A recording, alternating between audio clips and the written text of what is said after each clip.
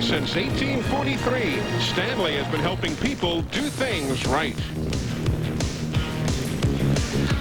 Let's take a look at the starting lineup for today's event, brought to you by Split Fire. Enter the performance zone with Split Fire Performance V spark plugs. 6 consecutive top 10s for Brett Bodine. No finishes out of the top 10 for Phil Parsons. Randy LaJoie with 2 wins this year. Jeff Green, the winner at Las Vegas. You saw it here on TNN Motorsports. Dick Trickle from Wisconsin Rapids, Wisconsin. Top 3 finish in the last couple of races. And with a 6th at Darlington, Buckshot Jones. Elton Sawyer was 2nd in Atlanta earlier this year, while Mark Green has 1 top 10 finish in 6 events this season. From Base Motorsports, you've got Tim Fedowa, along with Hermie Sadler. He's finished 2nd in the last 2 events here at Hickory. Elliott Sadler and Greg Sachs, who ran here for the first time back some 20 years ago. Row number 7 here today as Steve Park and Mike Dillon, a couple of the young stars in the NASCAR Busch Series. Dennis Setzer, the only former Busch Series winner at Hickory in today's field. And Jeff Fuller, Tracy Leslie, and Glenn Allen, they will share row number 9, while row number 10 is Kevin LePage, celebrating his first anniversary with the Riddling Motorsport team, and Mike McLaughlin. As the field begins to roll, Sherry Robertson and Stevie Reeves will share row number 11. Row number 12, Tim Steele, taking over for Jeff Purvis a couple of weeks ago, and Jason Keller. Johnny Chapman and Joe Bessie share row number 13. Tim Bender and 3rd generation star Jason Jarrett. He knows this track well. He'll start in 28th spot.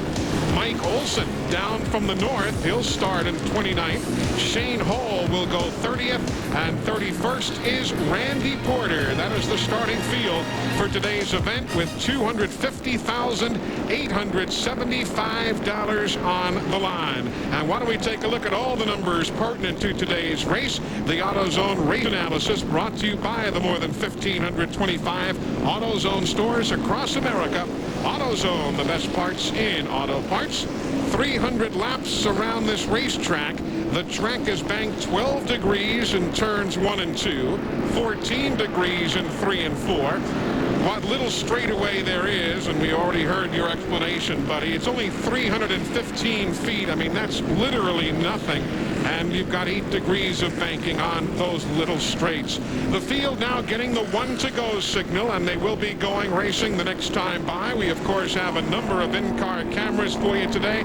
Hermie Sadler, who finished 2nd here the last couple of races, he'll be taking us around the racetrack. Of course, Phil, a regular member of this broadcast crew, carries a camera each and every time that TNN has the NASCAR Busch Series for you. Dick Trickle, who starts 5th, will be taking us around this racetrack that measures .363 miles around.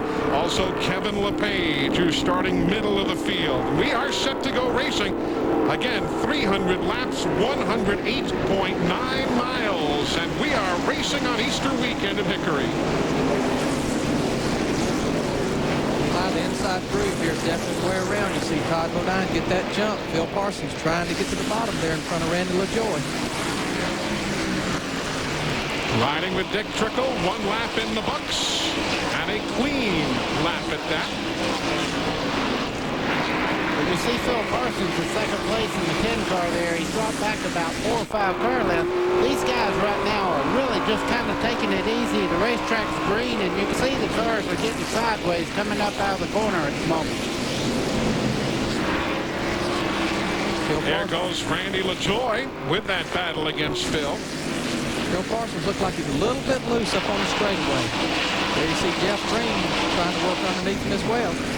You know, Eli, this racetrack is like almost driving in sand. If you get in the throttle too much, the back end will jump right out from under you. You really have to be smooth on the throttle. And that, folks, comes from a man who is a 3-time winner here at the Hickory Motor Speedway, Buddy Baker, as we ride with Phil Parsons. When we talk about the fact that we go X number of laps without a caution, the significance of that is that this racetrack in the decade of the 90s, only from 1990 through last year's race in 96, 22% of all the laps run here were run under caution. Good battle there for fourth now. Jeff Green makes the move and grabs it away from Phil Parsons. Oh, and they stack up in turn numbers 3 and 4. Shane Hall nose to the inside of the racetrack, but there is no caution. He will pull away. As you see, we remain under green. Well, I can imagine Tim Bender was praying for caution just then. He's about to go a lap down to Todd Bodine right now, so it would have been good for him to get that caution. Here comes the lead pack. Again, the 17 trying to stay at the mercy of the leader right now and not go a lap down. Here goes the move around traffic. Here's what happened moments ago in 3 and 4. You see Robertson in the 40. You have others, Johnny Chapman there in the 89. All got around, and Shane Hall as well. Meanwhile, back up front, you see the leader, Todd Bodine, has gotten around the 17 of Tim Bender. Phil Parsons, he just can't get to the bottom of this racetrack, and they just keep freight training him on the inside. That's 5th place on back. Elton Sawyer in the 38, Phil in the 10, Tim Fedewa in the 33. See Tim Fedewa just under as they start off the corner there. Fedewa really didn't have a whole lot of practice time with this particular car. He had engine trouble yesterday and really didn't get to practice much, but they seem to be running quite well. And remember, that right there is not for position. The 85 Shane Hall, he's the car who spun moments ago. Dick Trickle just trying to work around him in race traffic. As we noted, these guys started by points, and they got an unusual practice this morning. Normally you don't get practice on race day, but because of the lack of practice yesterday, they got about 2 hours this morning. That's a great shot right there. You think they don't get close in the corner? Look at this. Shane Hall, the 85, as we ride with Dick Trickle looking rearward from the Duralube machine. Still, Phil Parsons, you see him right there, that light blue number 10, still can't get in line. That's Mark Green and that green and blue machine right there to Phil's inside. And they're just not letting him in line. Yeah, and you can see Herbie Sadler's digging in on the inside there, so he really can't get himself down. But now he's on finally got a shot to get on the bottom of the track. Here comes Elliott Sadler now. He'll be to the outside of Hermie Sadler here. The two Sadler brothers. Dennis Setzer had problems coming off the corner moments ago, just behind this pack of traffic, but he doesn't loop the car. Let's go check on what happened to Dennis Setzer. You see him in the 43 there, right of your screen with Steve Park. Oh, man. Yep. That was a wreck that just didn't happen right there. Meanwhile, back up front, it is still Todd Bodine, but Randy LaJoie has caught him. And that story is interesting because LaJoie had maybe 5 minutes of practice yesterday. Went out early, lost an oil pump belt, engine problems followed, and they didn't get anything done before the rain set in for the rest of the day. That car is named Ellie Mae, and I said, why in the world they call it that? It was one of Johnny Benson's favorite cars. They reskinned it, and they really love this race car on the short track. It has won, that car has, at Nazareth, Pennsylvania. It has won at Indianapolis Raceway Park. It's the car they used at Las Vegas a couple of weeks ago after they wrecked their primary machine there. And Ellie Mae with Randy LaJoie at the controls is now leading here at the Hickory Motor Speedway. It is a sold-out grandstand here, not a seat to be had. Hope you're enjoying it where you are. We're coming right back. In Floyd's Knobs, Indiana, people drive from miles around just to see Don Ballard. Because when it comes to car repair, well, there's not much he can't fix. You see, Don's the type of guy who believes that doing a job right and saving money go hand in hand. So he begins each job with a trip to AutoZone. Sure, it's a 20-mile drive. There are other parts stores along the way. But for Don, when it comes to getting the right part for the right price, there's just no place better than AutoZone. Rough roads, sharp curves. To keep a firm grip on roads like this depends upon your shock absorbers. Look, with a worn-out shock absorber, the wheel leaves the road. But with a new Monroe Sensitrack shock absorber, your tire holds the road. With Monroe Sensitrack, even the most demanding road feels safer. Monroe Sensitrack, making the road a safer place. Have your shocks checked every 12,000 miles just to be safe. It's just fun being here. If you don't catch a fish, it's a ball. There's no experience like this, I'm sure, for the nth Wrangler anywhere. You're treated like a king. They take care of you. Live a bass fisherman's dream of a lifetime. Enter the TNN Big Bass World Championship. It's going on now. Enter now with your credit card and receive a BBWC hat and an issue of Bass in America's favorite how-to fishing magazine absolutely free. Call now and you'll also find out how you receive this free video, How to Catch Big Bass Guaranteed. Call today. BBWC qualifying is now underway. Music City, USA. You gotta be good to make it. Nashville Speedway. You gotta be tough to take it. And NASCAR, a make-it-or-break-it type of racing. The Bush Boys are packed in town making their own music. Live from Nashville Speedway is the Bell South Mobility Opryland USA 320. April 19th, 7 Eastern, 4 Pacific on TNN Motorsports, the leader in motorsports coverage. There you see the problems that Mike Olson in the number 61 has to bring out the caution. Here's what happened in turn number 2. Come off turn 2. There you see Johnny Chapman getting loose and right in front of Greg Sachs and Mike Olson. Mike Olson. Yeah.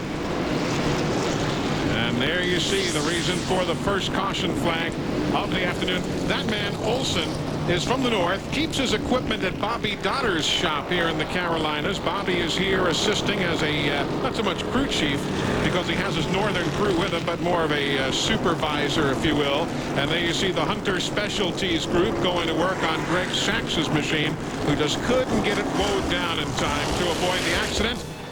We are coming back. More from Hickory. It's still early. We'll be right back.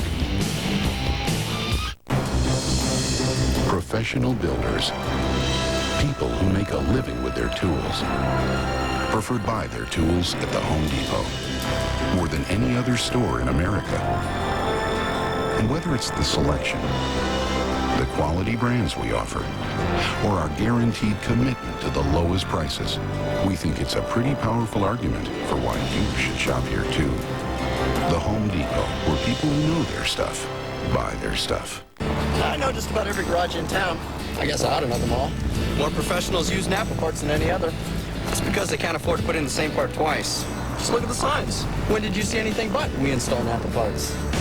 Dan here liked us so much he became a Napa Auto Care Center. Yep, everybody loves Napa. Of course, some say it's the hat. I think it's my good looks. America running. Today's exclusive TNN coverage of the Galaxy Food 400 is brought to you by Napa Auto Parts. At Napa, we keep America running. We remain under caution here at the Hickory Motor Speedway. A chance for us to remind you about the new official stores of NASCAR. NASCAR Thunder locations now at the Gwinnett Place Mall in Atlanta, the Haynes Mall in Winston-Salem, North Carolina, the Westtown Mall in Knoxville, Tennessee, and the Vista Ridge Mall in Dallas, Texas. And later this year, there'll be additional stores opening. 10 to 12 locations will be announced throughout the course of this year. NASCAR Thunder, that is the official store of NASCAR, and check them out in those locations or one that will be opening near you before too much longer. Randy LaJoy, the race leader, under the caution. Ty Bodine is second. Jeff Green is third. Dick Trickle is fourth. And Elton Sawyer is fifth. You'd already know that, though, if you were online on your computer right now at www.nascar.com. They give you all the updated information of NASCAR races as they unfold across the country. All the latest news, the scoring, all that garage information you'd like to get. Why not check it out? The official website of NASCAR, NASCAR online at www.nascar.com. While we continue with track cleanup, why don't we give you an interesting tech fact brought to you by the more than 1,525 AutoZone stores across America. AutoZone, the best parts in auto parts. NASCAR Winston Cup Series and NASCAR Busch Series are probably two of the safest divisions of motorsports in the country today. Right now, we're trying to develop something that's going to take it one step closer to being as safe as we can possibly make it. Normally what we've had is, and always in NASCAR Winston Cup and Busch Series racing, is a regular window net that is basically flush with the area of the outside of the car. This is for driver's impact, you know, to keep things from inside or outside of the car. It's just a safety precaution.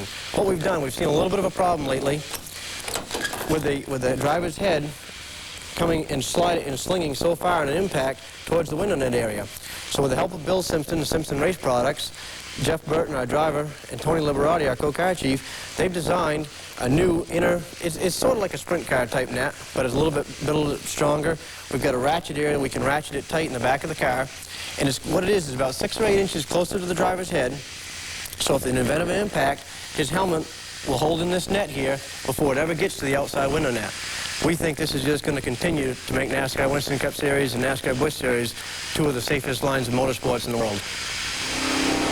So there you see the nets, and of course the driver's side net there on the Kevin LePage machine that we are riding with right now. And buddy, I'll tell you, any extra ideas for safety, you got to be all for it. You cannot make the left side of that race car too safe. Anything they do really helps, and that is one thing you never want to see is the driver's head get towards the outside of the race car. Well, that's the thing, you know, and what we've been taught working with all the manufacturers, Ford and GM, is try to get your driver in a capsule. Try to get his head in a capsule, his shoulders, and just get it where on impact, his body, his head especially, just moves the least amount upon impact. So that's what's going on in the shops around the world of NASCAR, Winston Cup, and Busch Series racing. Carl Simmons giving the field the 1-to-go signal. He is backed up on the flag stand by Johnny Norton. Dennis Dillard behind the wheel of the safety vehicle here at Hickory. And we are about set to go green. Randy LaJoie, Todd Bodine, Jeff Green, Dick Trickle, Elton Sawyer, Tim Fedewa is 6th. Mark Green will go 7th, ahead of Phil Parsons, Hermie Sadler, and Elliott Sadler. Now 3 cars out of the lead lap right now. They're the cars on the right side you see there.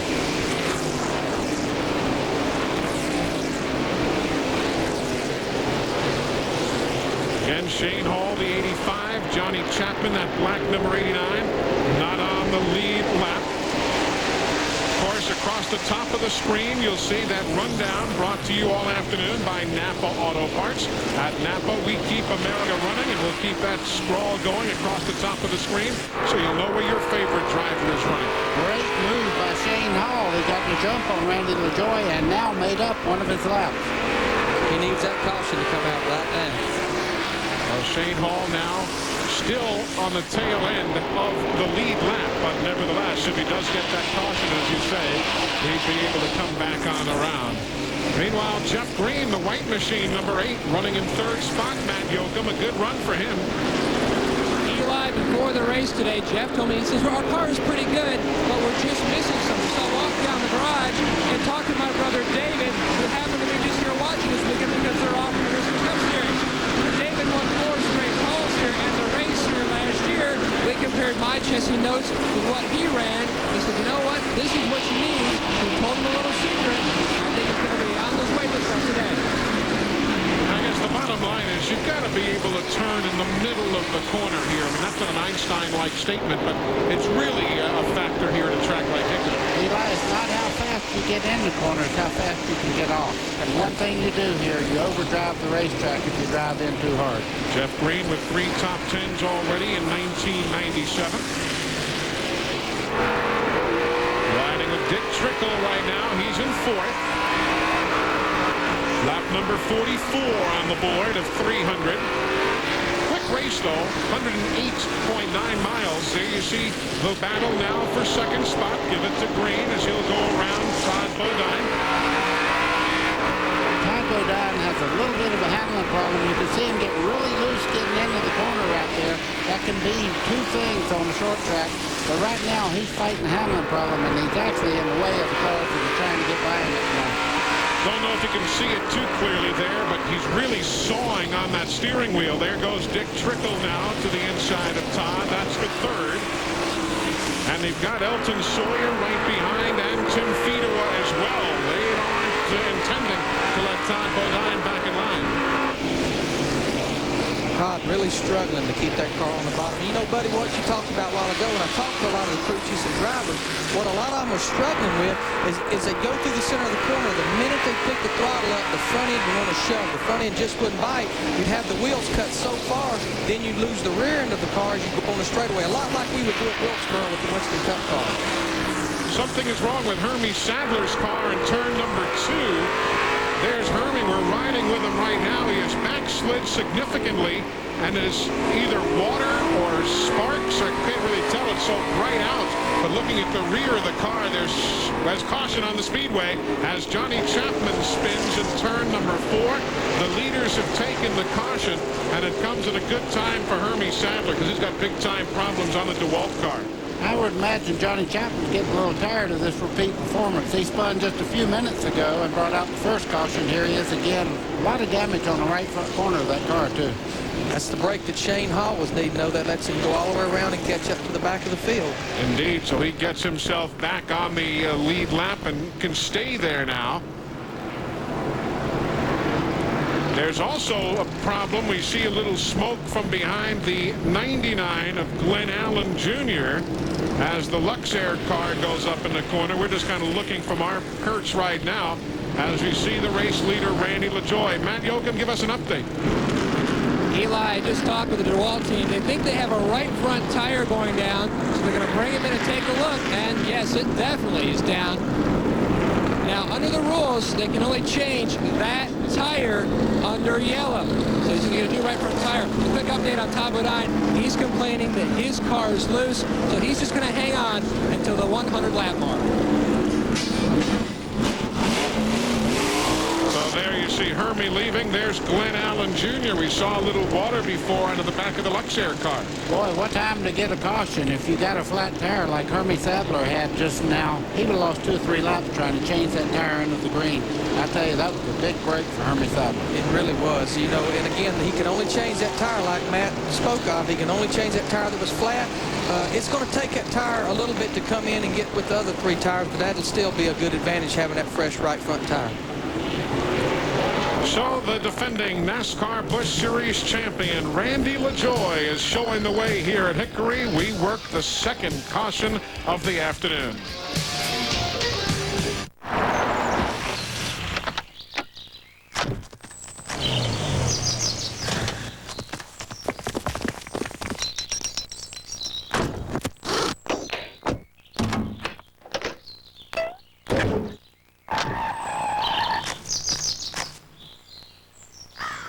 Need a few parts? Pep Boys has everything you need. Have a nice weekend. 26,000 items at the guaranteed low price, tires and service too. Pep Boys, everything but gas. It's incredible. During our 40 million split fire celebration, you'll save $1 on every plug. Yes, $4 on 4, $6 on 6, $8 on 8. Save $1 on every split fire. It's incredible. There's a certain amount of pride that comes with doing it yourself, and Peerless makes it easy. So go ahead, let everyone know. I installed my own faucet this weekend. I installed a Peerless, the do-it-for-yourself faucet. If you haven't seen TNN Motor Madness, you've missed a lot. It's the show where anything can happen. So check it out. Friday at 8 Eastern, 7 Central. TNN Motor Madness. Red Sox are back, and you're not ready. With no snow to shovel, you've grown soft and weak. What you need is Nesson's spring training regimen and grapefruit diet. Start with stretching. Stretching's good.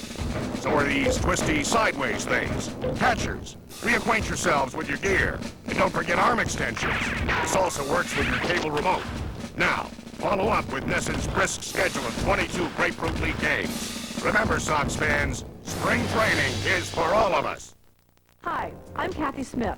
I've helped millions of people walk their way to better health, and now I've got a great new way to melt away pounds and add years to your life.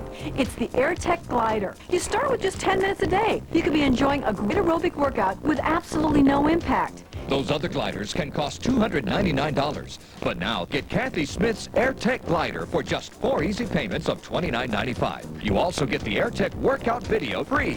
Call 1-800-257-5700.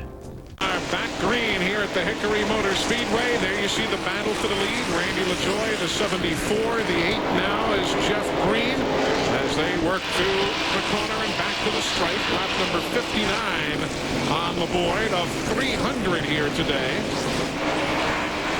You talk about the action picking up when this front bunch gets into lap traffic. You talk about tight. Right now, Jeff Green is all over the back of Randy LaJoie, as you can see right there. And when they get into lap traffic, that's really going to pick up the dance program. Don't forget the guy in third place now, Dick Trickle right there. He ran here 26 years ago the first time in Harry Gant's backup car. And on that day, as Trickle said today, Harry won as Joe Bessie spins in turn 3. He said that Harry Gant won that day, and Trickle said, I came home in second. It's still green as everybody goes, as you see, beneath Joe Bessie.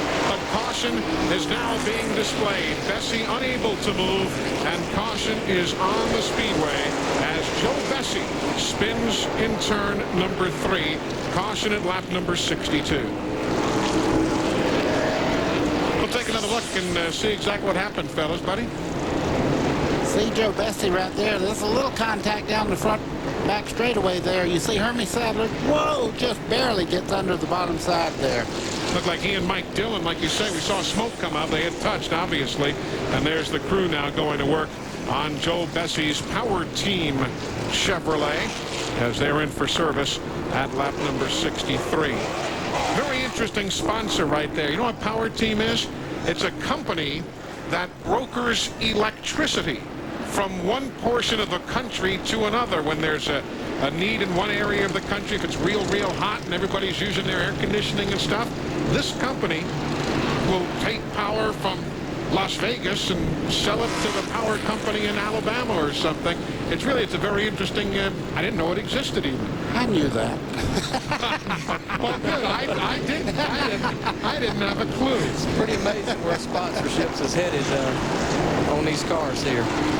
Coming up next weekend, of course, these same NASCAR Busch Series teams will be heading to the new Texas Motor Speedway, the Coca-Cola 300, Saturday, April the 5th, 2 o'clock Eastern on CBS Sports. That's coming up next Saturday.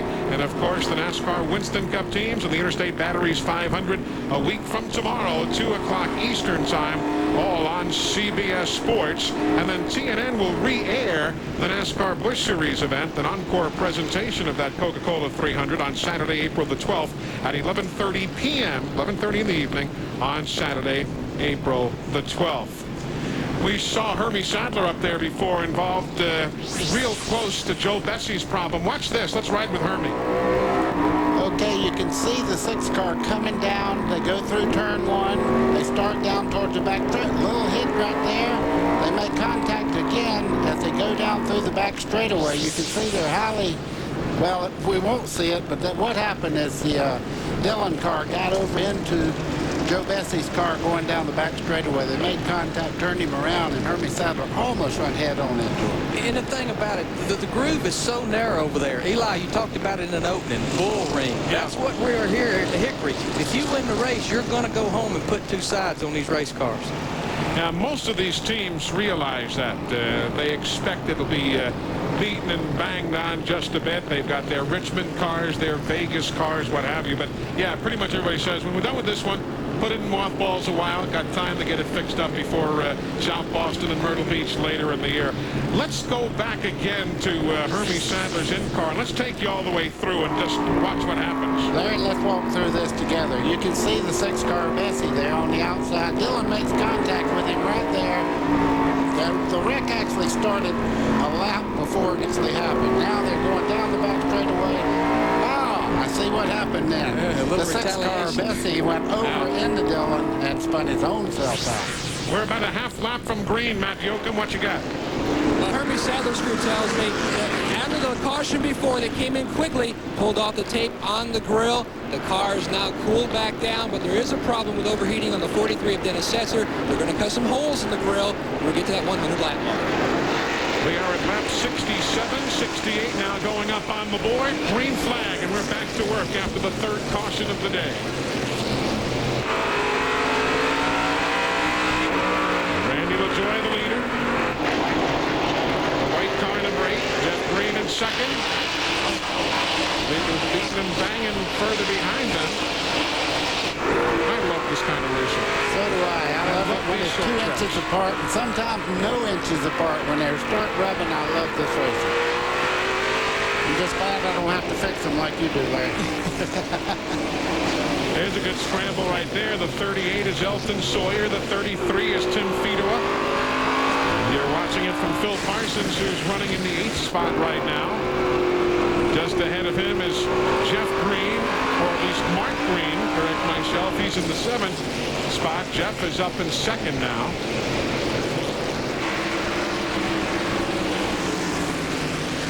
Todd Bodine trying to work through some race traffic. That black car 89 not on the same lap. Johnny Chapman involved in spins earlier.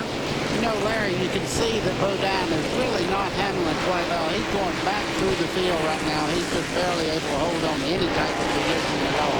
And we got a good shot there. You got actually see him saw in the steering wheel. That shows that that car is not going through the middle of the corner, not getting up off the corner. You almost saw him slide right there. So he's got 25 laps till he gets that constant lap 100. I'm sure they're going to make some adjustments on that car. Mike Olson, he has retired his car for the day after being involved in an accident back on lap 26. He is now called in an afternoon, so the first retiree from this Galaxy Foods event. You know, buddy, they talked about some of these cars running hot. It's warm here today. I mean, it feels like it's 100 degrees up in this booth. I'm sure it's a lot more than that down there on that racetrack. And they run so many cautions. You know, some of them run electric fans, some of them run actually a steel-bladed steel fan with a shroud. And you get the beating and banging, you knock the nose in. And as I said, they left some tape on the grill. You won't have to run these cars wide open here at Hickory. You're going to be on the verge of running hot.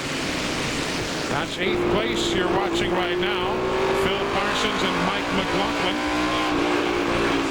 Oh, and spins in front of them. Up into the wall goes Tim Bender. Caution is on the Speedway. Bender in 28th position, just ahead of that battle we were watching. Boy, that car has a lot of damage to the rear there, and I can see some fluid coming out of the back of the car there. Hopefully it's water and not fuel. So caution on the Speedway, 4th time. It comes out at lap number 78. And watch it again from Phil Parsons' car. We were riding with Phil. Watch what happens. Well, got side by side with another machine there. Johnny Chapman, the 89. It was Chapman who got into the corner with Chapman. And that, or at least with Bender, I should say. Chapman and Bender, and that was the problem. We're under caution. We're coming right back. It is fast. It is competitive. It is exciting. It is Pocono.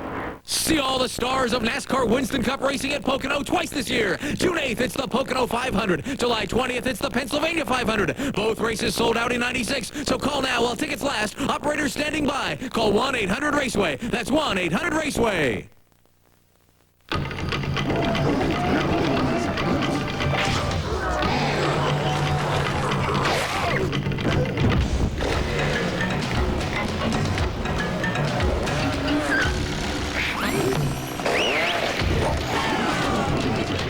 ATVs are so rugged, so versatile, we prove that evolution favors those best suited to their environment.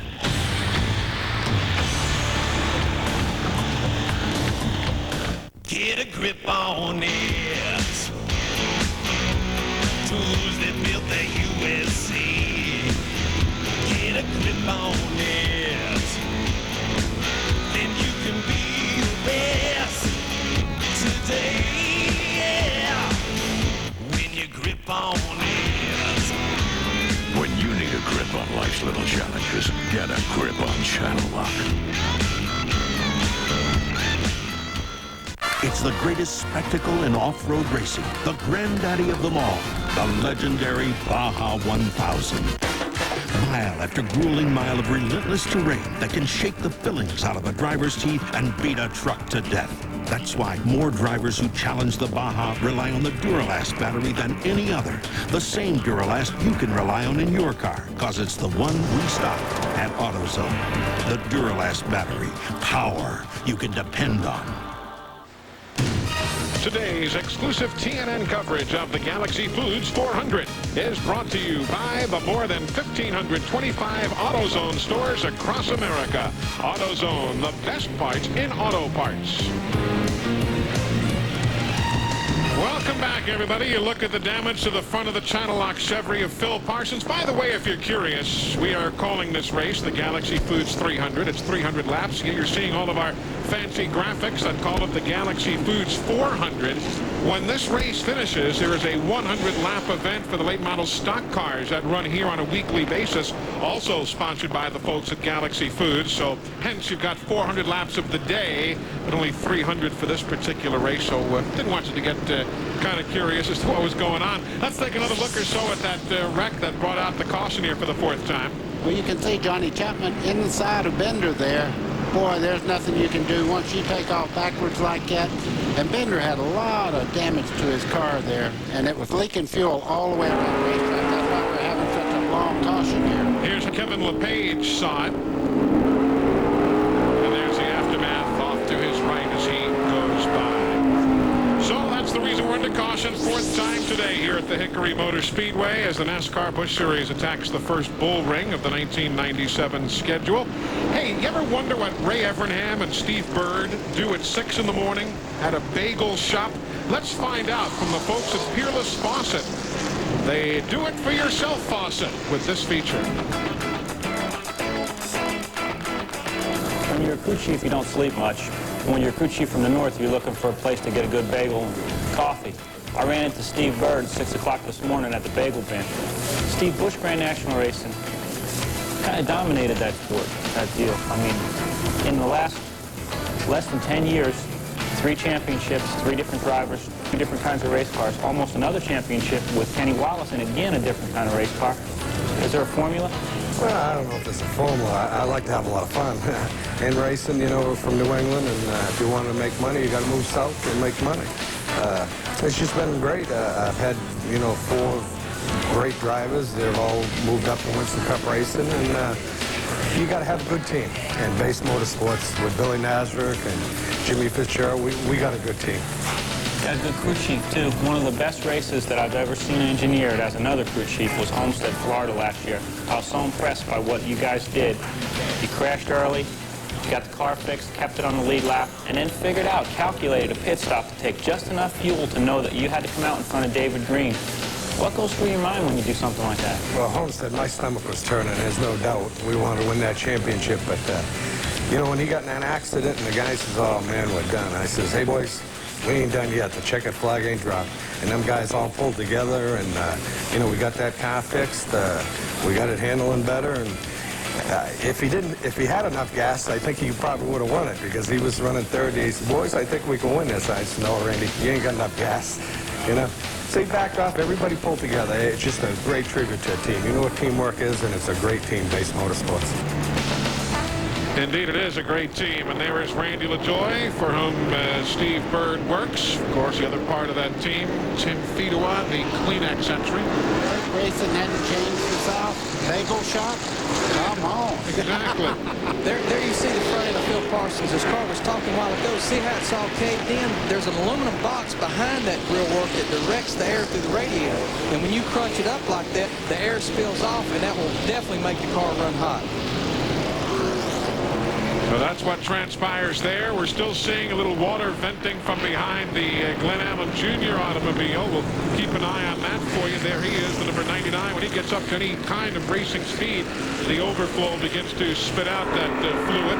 Tim Bender has taken his car to the garage. He is done for the day, joining Mike Olson as the 2 retirees. Green flag. Greg Saxon, that green and gold car, wanted to get a lap back. Couldn't do it.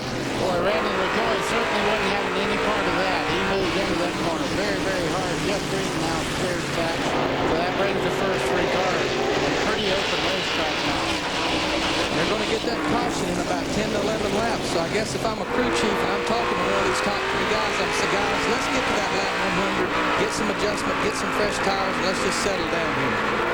The NASCAR timing and scoring recap across the top of the screen presented by MCI as they bring you all that goes on here today. And if you're just joining us and weren't with us when we signed on the air about 46 minutes ago, we'll mention again that caution that Larry McReynolds was alluding to is one that NASCAR will throw today at lap 100 and again at lap 200 to ease the congestion on the pit lane, a very tight racetrack last year with 2 and 3 wides parking, if you will, on the pit lane. It got to be a little unmanageable. The NASCAR is going to throw cautions today. The laps will not count, and you won't lose any positions in the exchange. You see Alton Sawyer there running in 4th place, trying to get by Greg Sachs. It looks to me at the bottom of the racetrack is now getting a little greasy. Sachs is right on the outside there, not giving up an inch in the past 4 laps. That's definitely the best we've seen anybody working that second groove. Actually pulling ahead a little bit down the backstretch there. Remember, they're not battling for position. Sachs is a lap down to Elton Sawyer. Oh, and trouble in turn 4. Tim Steele's involved in 4 car there. 63 is Tracy Leslie spin. They're trying to get back to the flag before Here come the leaders. Tracy Leslie's going to make it. Tim Steele, I believe he did make it. The caution is on the Speedway. Lap number 95. Caution as Tim Steele driving the 4 and Tracy Leslie in the 63 spin in turn number 4. It happens in a hurry here at the Hickory Motor Speedway. As we mentioned, 22% of all laps run here in the 90s run under caution, but the other 78%, you more than get your money's worth. I promise you that. I promise you that. We may get a restart here before that lap 100. There's about 4 laps to go, so we may get a couple laps of racing in before they actually go to that caution. Eli, we might also add every seat in the place is sold. Yeah, Penny Yamp, the president of the track, came to us, oh goodness, early this morning and said, fellas, we've done it. Every seat is sold. We're going to sell some standing room now, and once that gets to be too much, we'll just shut her down for the day. And look at that grandstand. I mean, there is, and you know, people say, well, Easter weekend. Heck, they have run here on Easter Sunday in the past and turned people away. And that's what this part of the country loves about this short track racing. 1 to go.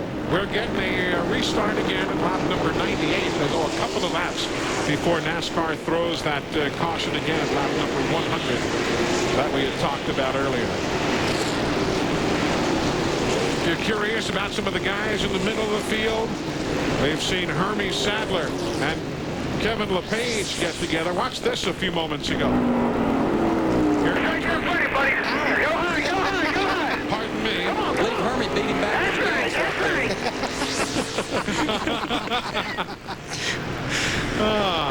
That's what this track is about. Been there and done that. I bet you have. I'll bet. Green flag, and Big Sachs get a lap back. Here they come to the stripe. They're 2 laps from that caution, and Saxey is there this time. Greg Sachs knows there's going to be a caution thrown in a lap and a half from now. Can he get his lap back? Eli, he's been working really well in that second groove up there.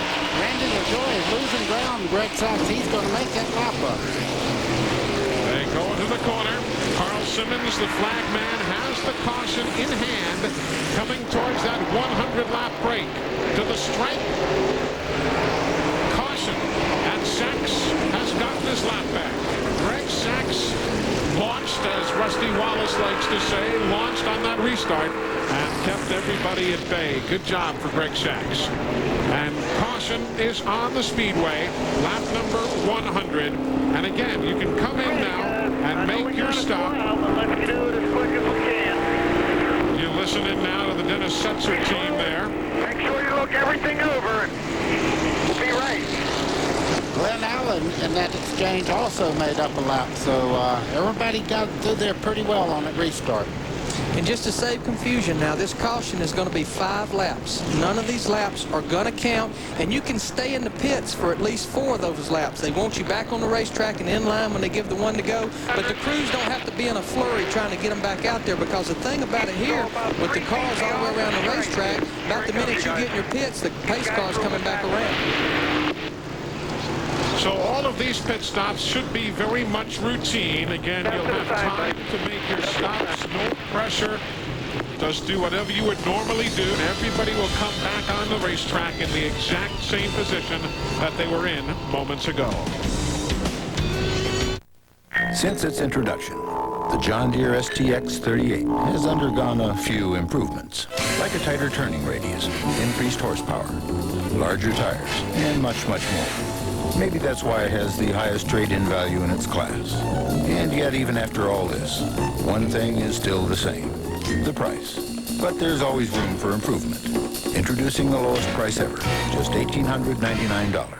It was, after all, the only thing left to improve. My grandfather, my father, both my brothers, my kids will probably have thinning hair. Losing my hair was probably one of the most traumatic experiences in my life. But the great thing about Rogaine is you can interrupt nature. You can stop it. It takes 30 seconds, twice a day. It's easier than brushing your teeth or putting on deodorant. About 4 months later, my wife walked by and she just was, hey, wait a second, you're growing hair.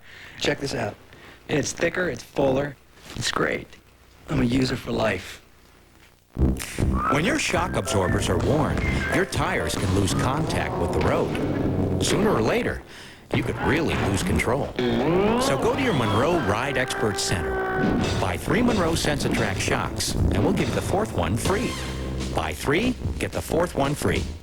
Monroe SensaTrack shocks, because when it comes down to it, safety is a contact sport. Call 1-888-SAFER-RIDE for a Monroe Ride Expert Center near you.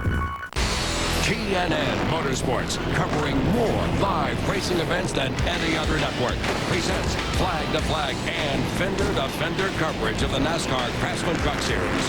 These power-packed pickups and their teams race for big-time bucks. Don't look back.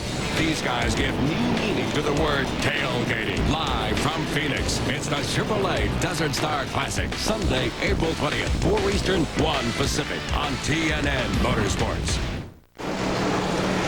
Welcome back, everybody, to the Hickory Motor Speedway, the Galaxy Foods 400.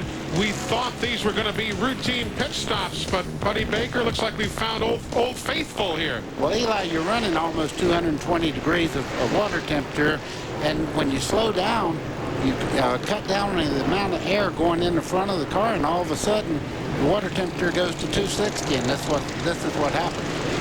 We've seen it on this machine. We saw it on the on the Kevin LePage machine. That's the problem he had moments ago. We saw Buckshot Jones' car having problems. Dennis Setzer's machine right there. And that's the thing. These things can stand to run maybe even 230, 240 on the racetrack. But when they slow down and they start pushing the water out, that's when they get in trouble. It's almost hard to overcome. Let's go to Matt Yoakum. Guys, you talk about overheating. Dennis Setzer's car has reached 280. He says the motor's starting to tighten up a little bit. They're going to try to cut some holes in the front ballast to get some air into the car. Now up front, bad news for everybody else. Randy LaJoy says his car is great. They didn't make any chassis adjustments, just 4 tires, and he was down and away. Now, Todd Bodine, his car got progressively loose over the course of the run. They adjusted his car with a little bit of wedge and track bar, and the same goes for Mike McLaughlin. Now, the fellas with the overheating problems, remember, you have Buckshot Jones. He was running in 10th spot. You've got Dennis Setzer in 12th, Kevin LePage in 15th position. So we'll keep our eyes on all of those fellas as we are about set to go back to green. Green flag in the air. Lap 101 now. Again, the laps during the caution did not count. Now we're back to work at lap 101. Notice it was a single file restart. Everybody just went back to where they was when the caution come out, and it was a single file restart. Even the lap cars. Even the lap cars. It wasn't just the leaders moving to the front. You stayed physically exactly where you were. I was watching Dennis Setzer's car. He said that he was having a problem until that car cools down a little bit. He's afraid to put his foot back in. He's about to go a lap down. This battle for the lead is going to be a good one right here. Randy LaJoy and Jeff Green. Yeah, Randy didn't work on that car, but he wasn't looking in the mirror very much. Jeff Green was beating him up before that caution come out. it'll be interesting to see if Randy's car gets a little bit better as they go, as Jeff Green moves under and coming off turn 3. LaJoie's had the lead since lap 20. Right now, what Randy has to do is really hold him down and not let him have a good run up out of the corner. See, Jeff Green fighting back very hard on the inside there. Buddy, that's what you call door handle to door handle right there. That's it. That's short track racing at its best, and these guys are going at it. For the lead. There you see Mr. Trickle moving into the picture right there. Yeah, when they run side by side like that, Trickle's back there using the whole racetrack, using that groove that he wants for his car. And I tell you, Tim Feeder was moving in there very well in the 33 car in 6th place. We're at lap 107.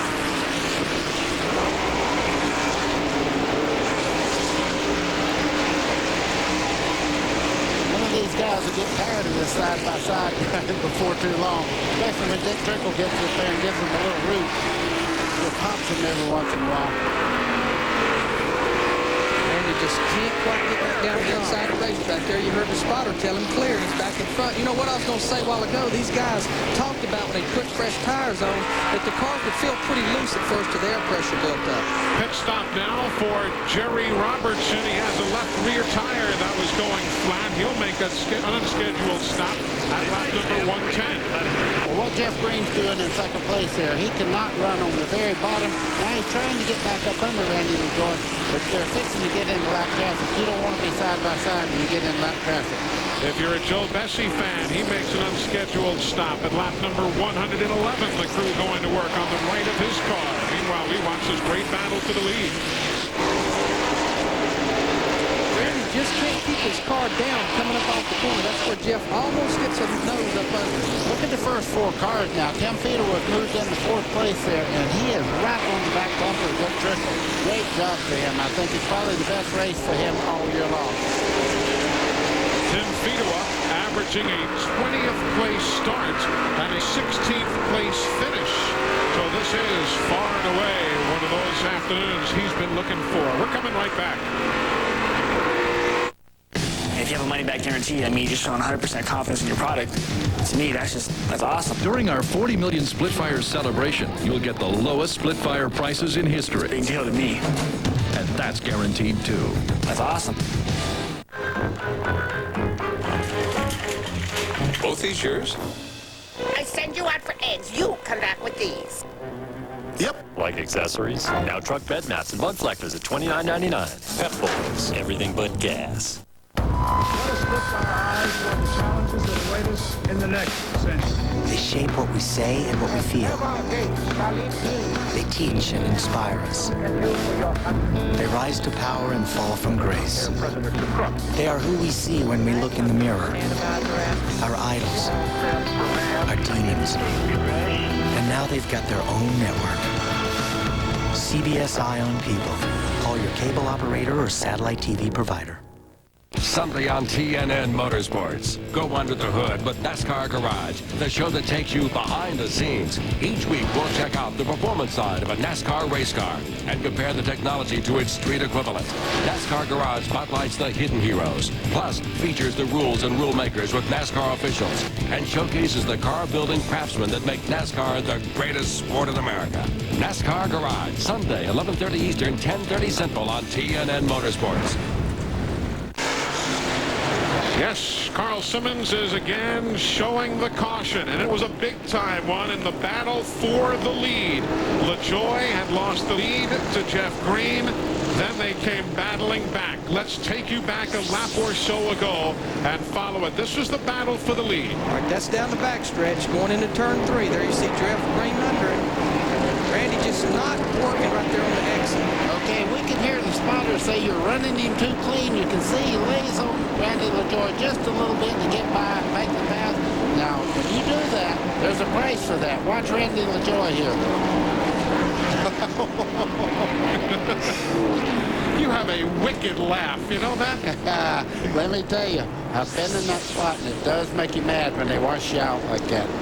So we are under caution for the 7th time this afternoon. Lap number 119 of 300 on the board. Randy LaJoie is still the leader.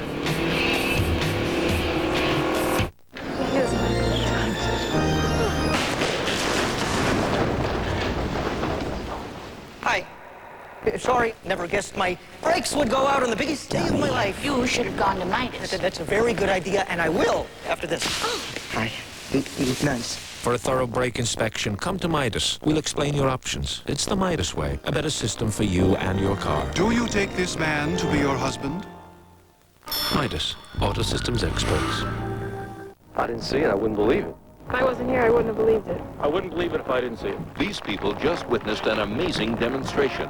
We put this Duraloop treated engine through the ultimate torture test. We drained all the oil, all the water, then flooded it with a fire hose. It kept on running because Duraloop protects your engine like no other product can. I wouldn't believe it if I didn't see it myself. Now let Duraloop make a believer out of you. Duraloop, peace of mind in a bottle.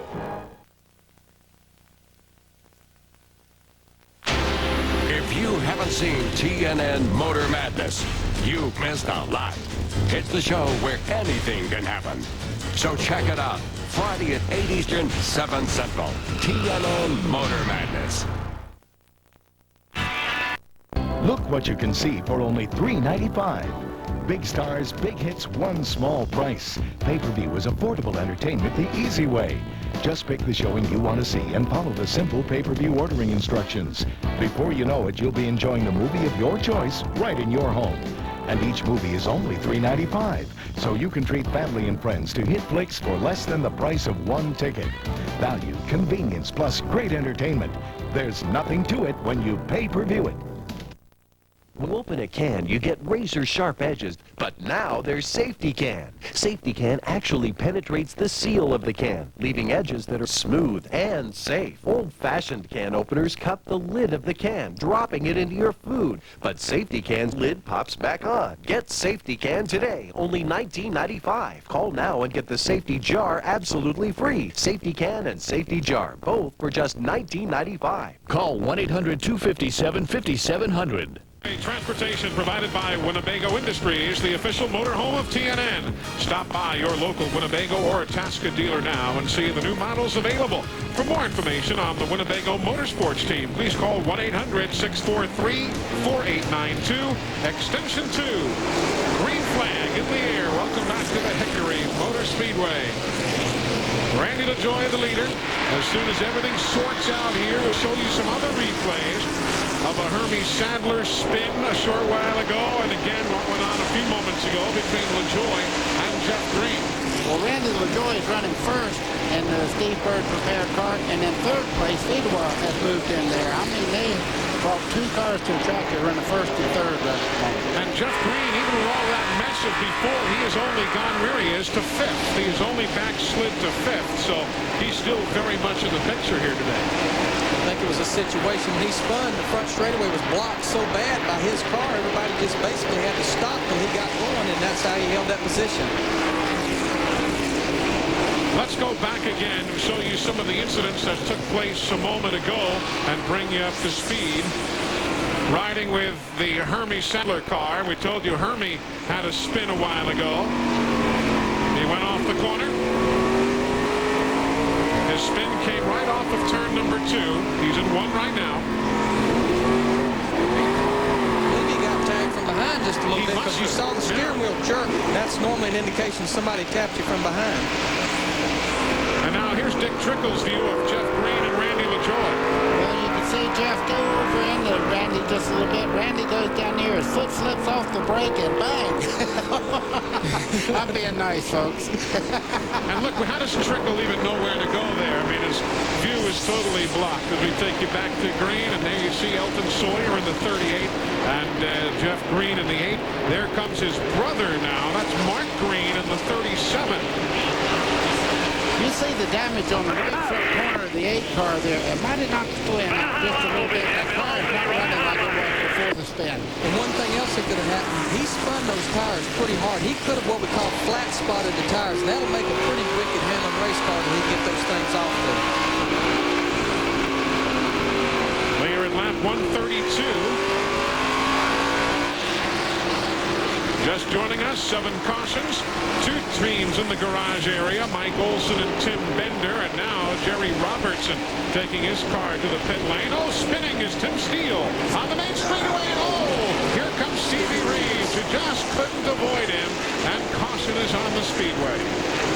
Stevie was, you could just tell, you could almost put yourself in the seat and say, which way should I go? There's not a lot of choices coming off 4 here, and it just a lot of damage to that Tim Steele car right there. You know, people don't realize, just watching on TV, from the center of the corner to the straightaway, it's just hundreds of seconds. So, I mean, you're in it if you see it almost. Lap 134, caution on the Speedway, and a good bit of damage on the James Finch-owned number 4. We're coming back. More from Hickory in a moment.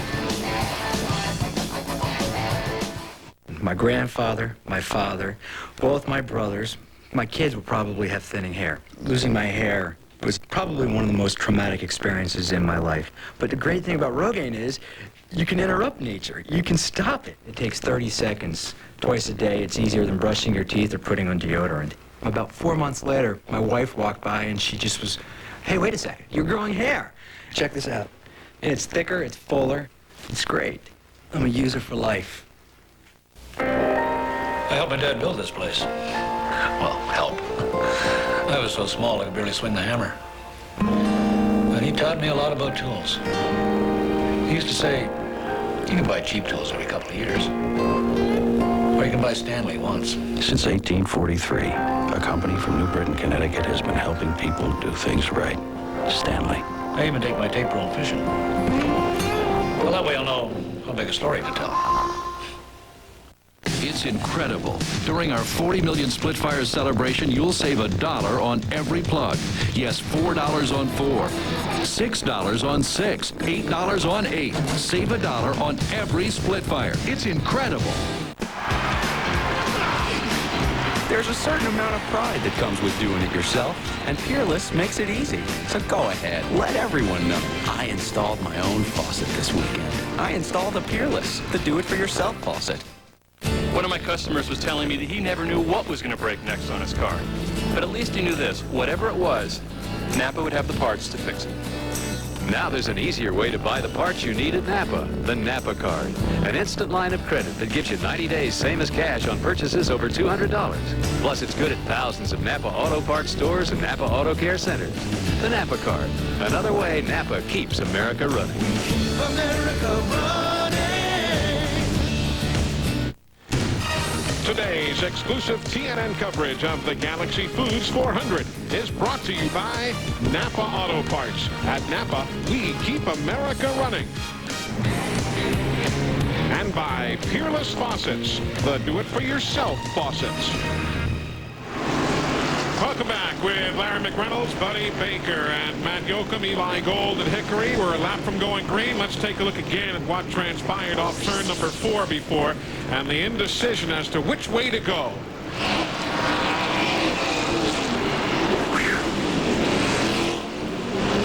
That was the spin of earlier with Jeff Green going around. Go there. Go on. Good job, baby. There you hear the spotter really pumping up that driver. That spotter's really important as we go back to green here. And we are back to green at lap 139.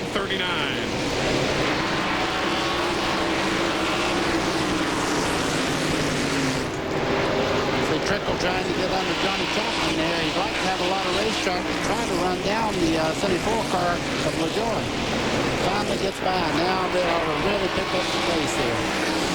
You know, Todd Bodine was struggling just a little while ago. He's moved into 4th spot. You can see him just behind there in that yellow car. He's really moving up on the lead spots right now. Works inside of Johnny Chapman in the 89, who is not on the lead lap. This car definitely working better than it did in that first 100 laps. We're at lap 141. Matt, what has Clyde McLeod and the bunch done on Todd's car? Eli, let's find out. Clyde, you got his Lord to make some adjustments on the last stop. What did you feel and how is your car now? The car, Stanley Pontiac started out very loose, Les, and we don't know if it was a mismatched set of tires or what, but we've made some changes to tighten it up. It's not too bad now. If anything's a little tight off. Well, he's early running fourth. He's never won here at Hickory. We'd like to end that mark today. Todd's wife, Lynn, had a birthday a couple of days ago. We want to wish her a happy birthday. There's Jack Mann also celebrating a birthday today. John Fabian is turning 42 today on that team. Buddy, you heard him say their car's just a little bit tight. I would say you don't want it pushing here, but you could run around here a lot faster, a lot longer. Oh, up goes Jason Jarrett. Jason the Jet Jarrett goes high into the corner. No caution, not at all. He was running in 17th spot, Jarrett was. No, he's going into the wall again in turn 1 as he can't steer the automobile now. I think he got into the wall so hard that it rubbed into the tire and blew the right front tire out, and he went right into the wall at the end of the front straightaway. Caution is on the Speedway. Jason Jarrett, third-generation driver, the son of Dale, the grandson of Ned, brings out the caution here at the Hickory Motor Speedway. We're coming back as the NASCAR Busch Series runs the Galaxy Foods 300. It's the greatest spectacle in off-road racing, the granddaddy of them all, the legendary Baja 1000. Mile after grueling mile of relentless terrain that can shake the fillings out of a driver's teeth and beat a truck to death. That's why more drivers who challenge the Baja rely on the Duralast battery than any other. The same Duralast you can rely on in your car, because it's the one we stock at AutoZone. The Duralast battery. Power you can depend on. It is fast. It is competitive. It is exciting. It is Pocono. See all the stars of NASCAR Winston Cup racing at Pocono twice this year. June 8th, it's the Pocono 500. July 20th, it's the Pennsylvania 500. Both races sold out in '96, so call now while tickets last. Operators standing by. Call 1-800-RACEWAY. That's 1-800-RACEWAY. BGN Motorsports, covering more live racing events than any other network, presents Flag to Flag and Fender to Fender coverage of the NASCAR Craftsman Truck Series. These power-packed pickups and their teams race for big-time bucks. Don't look back. These guys give new meaning to the word tailgating. Live from Phoenix, it's the Chevrolet Desert Star Classic, Sunday, April 20th, 4 Eastern, 1 Pacific, on TNN Motorsports. Music City, USA. You gotta be good to make it. Nashville Speedway. You gotta be tough to take it. And NASCAR, a make-it-or-break-it type of racing. The Busch Boys are back in town making their own music. Live from Nashville Speedway is the Bell South Mobility Opryland USA 320, April 19th, 7 Eastern, 4 Pacific on TNN Motorsports, the leader in motorsports coverage. Brought to you by Gladiator and Universal Luxury Vans, the official vans of tracks, teams, and drivers throughout the NASCAR world. Call 1-800-445-2825 for a dealer near you. The spotters high atop the grandstand as we are halfway through the Galaxy Foods 300 here at the Hickory Motor Speedway. How valuable are the spotters? Just listen in to this of a moment or so ago. Go there. Perfect free. Go high, go high. Good job, baby.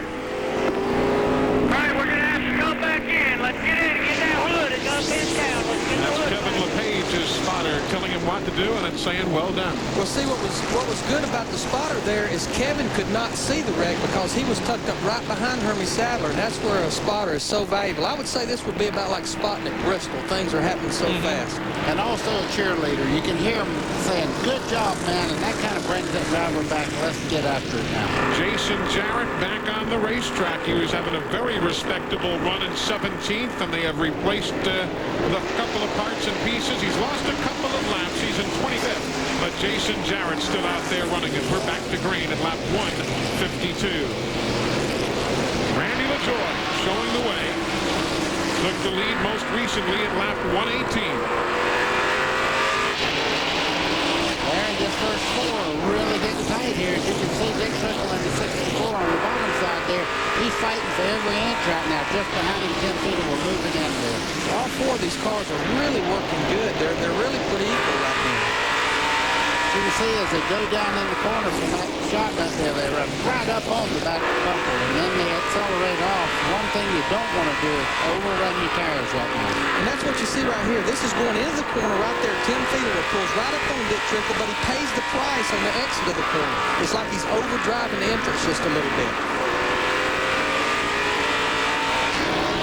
There you see Trickle and Fido up. Trickle driving for Shoemaker Racing. Fido, the second car in the other car, shall we say, in Base Motorsports stable. Fido's car really gets in the corner good. He's hanging right with it there off the corner. You know, Elton Sawyer in the 38, just behind this group right here, is doing a great job. Ford has never won here at Hickory in the Busch Grand National Racing. You can see him running a very, very strong fist right at the moment. We watch Fido right there, back in the top 10 in points. He is 10th after starting and finishing 14th at Darlington a weekend ago. Meanwhile, Jason Jarrett, we told you, running in 25th position. Couple now make it 3 laps down. He's 3 laps in the rears. Let's get a thought or two from his pit area, Matt. There's watching Jason's wagon on top of the truck. Dale, how's the car now? It's speed up a little now, but that's to be expected. He was doing a great job. He just got in a little bit high, a little hard going into the race. Not much room for error here, but I'll be proud of him. Did a good job. Yeah, the main goal for Jason today was just long miles. Don't worry about the finish. And he's got to run another late model race later tonight. Jason Jarrett entering his 4th season of racing here at Hickory. Began in the limited division and picked up a rare win during that rookie season. He was always in the top 5 here last year, and there you see the history of the Jarrett family here with Ned. Not only the track champion, he owned the place too. He was the promoter, did it all, sold hot dogs, took tickets. Ned was a jack of all trades here at Hickory. And of course Dale Jarrett, who won here in the NASCAR Busch Series, and now Jason Jarrett. As you go back up front, you see the spread from 1st to 2nd to 3rd. And now here's a good brotherly battle. 6th and 7th spot there for Jeff Green in the 8th, Mark Green in the 37. You know, I think Mark Green might be a little bit quicker than Jeff is, but you don't want to wreck your brother, but he's doing everything he can to get under him right now and make get that spot. You know, we spoke earlier, whether it be toe out or whether it be flat spotted tires, that car is just not what it was before that spin log. NASCAR timing and scoring across the top of the screen, presented by MCI, the official telecommunications company of NASCAR. There's trouble in turn number 1. 3 cars, 4 cars get together, and caution is on the Speedway. There you see Kevin LePage again. We had Shane Hall involved there. Total of 4 cars getting a piece of that incident. You can see the 88 car there, Kevin LePage. The water is just pouring out, overflow on that car. He's running very hot.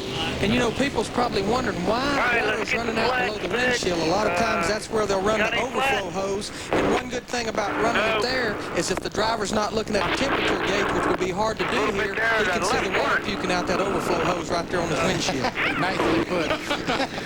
Can't change tires, Ricky. And there you see the pit stop now for LePage and for Jerry Robertson again. Let's go to Kevin LePage's in-car camera, see what it looks like now out the rear. First off, come down the front straightaway into turn 1. You saw Glenn Allen break loose trying to avoid. Eli, he got hit severely from the back. Glenn Allen really got turned from behind. That's what really started the wreck. Mike Dillon also involved in that incident. There you see the work being done on Glenn Allen Jr.'s automobile, David Ift and the crew. Trying to get that rear bumper off. I mean, he really got slammed from behind. You can see the back of the car is about 1.5 feet shorter than it was before he got hit. Now there you saw him make that left-hand turn right there like he was going to the infield. The exit of pit road is actually off of turn 2. Indeed it is, as we work caution here for the 10th time. You know, when we talk about the competitors in racing, the crew chiefs, team owners, we don't often have a chance to mention the other important people behind the scenes that bring motorsports television into your homes. The thousands of people who work the long hours and weekends to help bring the entertainment and the spirit of competition to you, the racing fan. And as you know, when we lose a member of our racing family, everyone feels a sense of loss, and the same is true for our television family. One of the men behind the scenes here at TNN who spent hours, days, and literally years on the road driving and engineering TNN's satellite uplink truck from track to track. He was a fellow named John Long. Those of us who knew him affectionately called him Up John, because his craft was beaming television signals up into space and then back down to Earth and into your homes.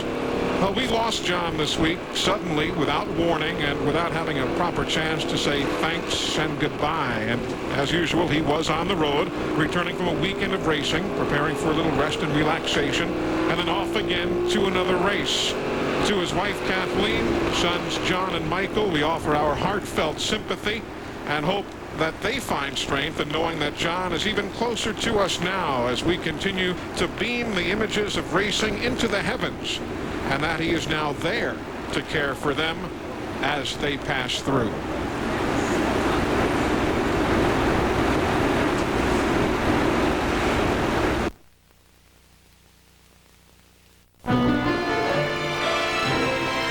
Diamond earrings, son? I can't believe it.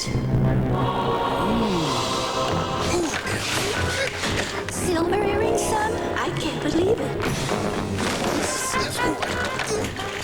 Both these yours? A spatula. Yep. Like accessories? Now at Pep Boys, get truck tailgate protectors, rubber queen bed mats, and bug protectors at $29.99. Pep Boys, everything but gas. When Quaker State sponsored Jeff Gordon finished first at the Daytona 500, maybe it was luck. And maybe when Quaker State teammate Terry Labonte came in second, it was just another good day at the track. But with Quaker State's Ricky Craven coming in third, you just have to wonder, is there something special in this team's blood or in their engines? Quaker State, the quality the Hendricks Racing Team demands, the quality your car deserves. Quaker State, a clean sweep at Daytona.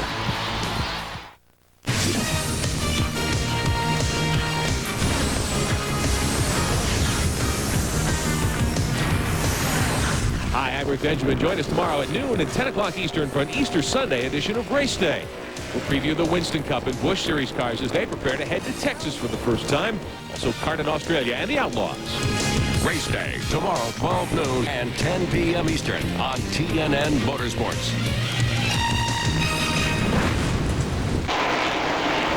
Just now, back to green here at the Hickory Motor Speedway. Lap 172 on the board. We are 28 away from the next mandated NASCAR caution period. And Randy LaJoy still shows the way over Dick Trickle in second. Tim Fedewa in the 33 is running third. Todd Bodine and Elton Sawyer rounding out the top five. Jeff Green is now in sixth.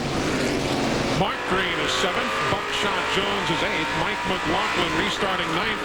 Haven't talked much about Jason Keller. He is now in the top 10, and he started way back in 24th spot. Very quietly, the Slim Jim colors climbing up to the top 10 here today. He's done a good job staying out of trouble.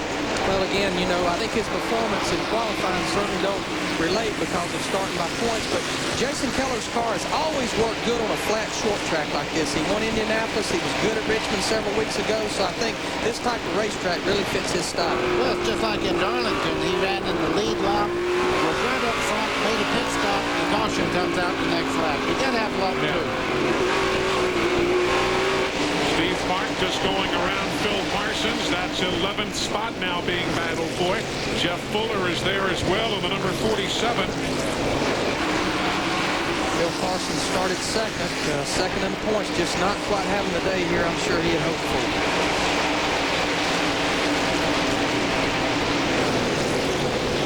Up front, no challenge yet for Randy LaJoy. As we watch the battles midway through the pack.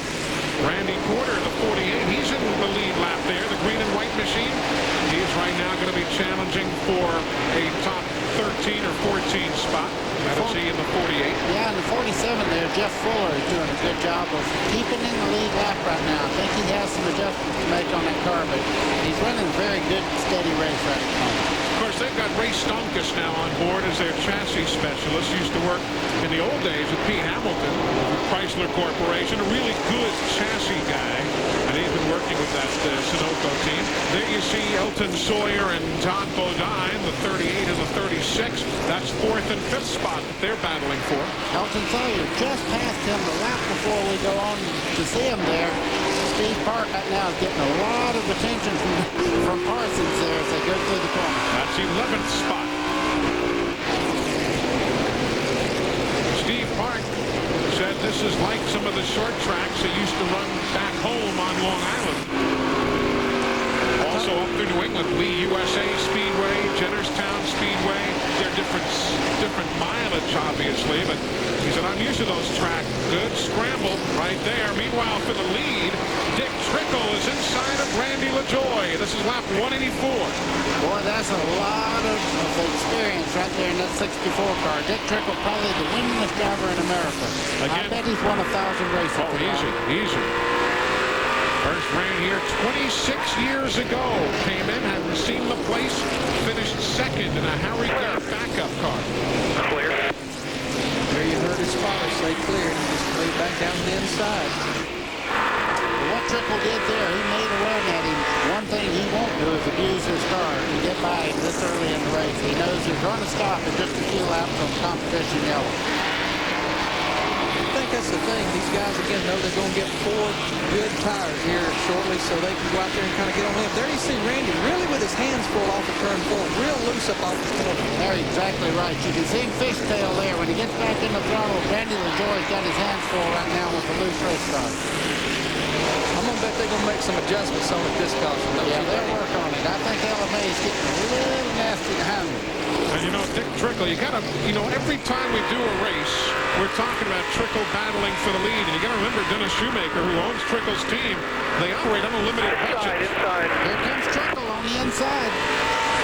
He couldn't make it, but Randy LaJoie just got a better forward bite in the center part of the corner there. The last few weeks, Trickle is in the 64 going for the lead. He's gone from 20th to 13th to 8th and now 6th in points in the last 4 races. Dick can get up under him, getting to the center of the corner, but Randy gets that momentum coming up off the corner. We're 10 laps of a caution. Randy LaJoie has to remember the big picture right now. He hit this fight in a loose race car. Dick Trickle's car is working very well on the bottom of the racetrack. All right, here they go through 1 and 2. Right here, Randy's not quite as good up off the corner off turn 2 as he is good off of turn 4. There, Dick gets under both through 3 and 4. And they got traffic now to deal with. Yeah, they can't go through there side by side. Let's Trickle fall in line until they clear this lap traffic. They go around Tim Steele in the 4. They've got to deal with the yellow 85 of Shane Hall. There he is, just ahead of the leaders. 7 laps to lap 200 right here, so 7 more laps of racing.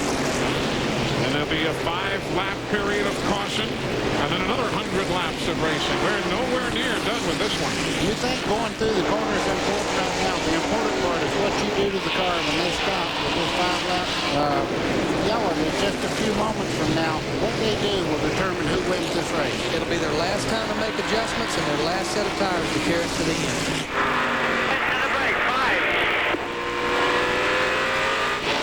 Inside of Shane Hall, putting him another lap down in the Lux number 85.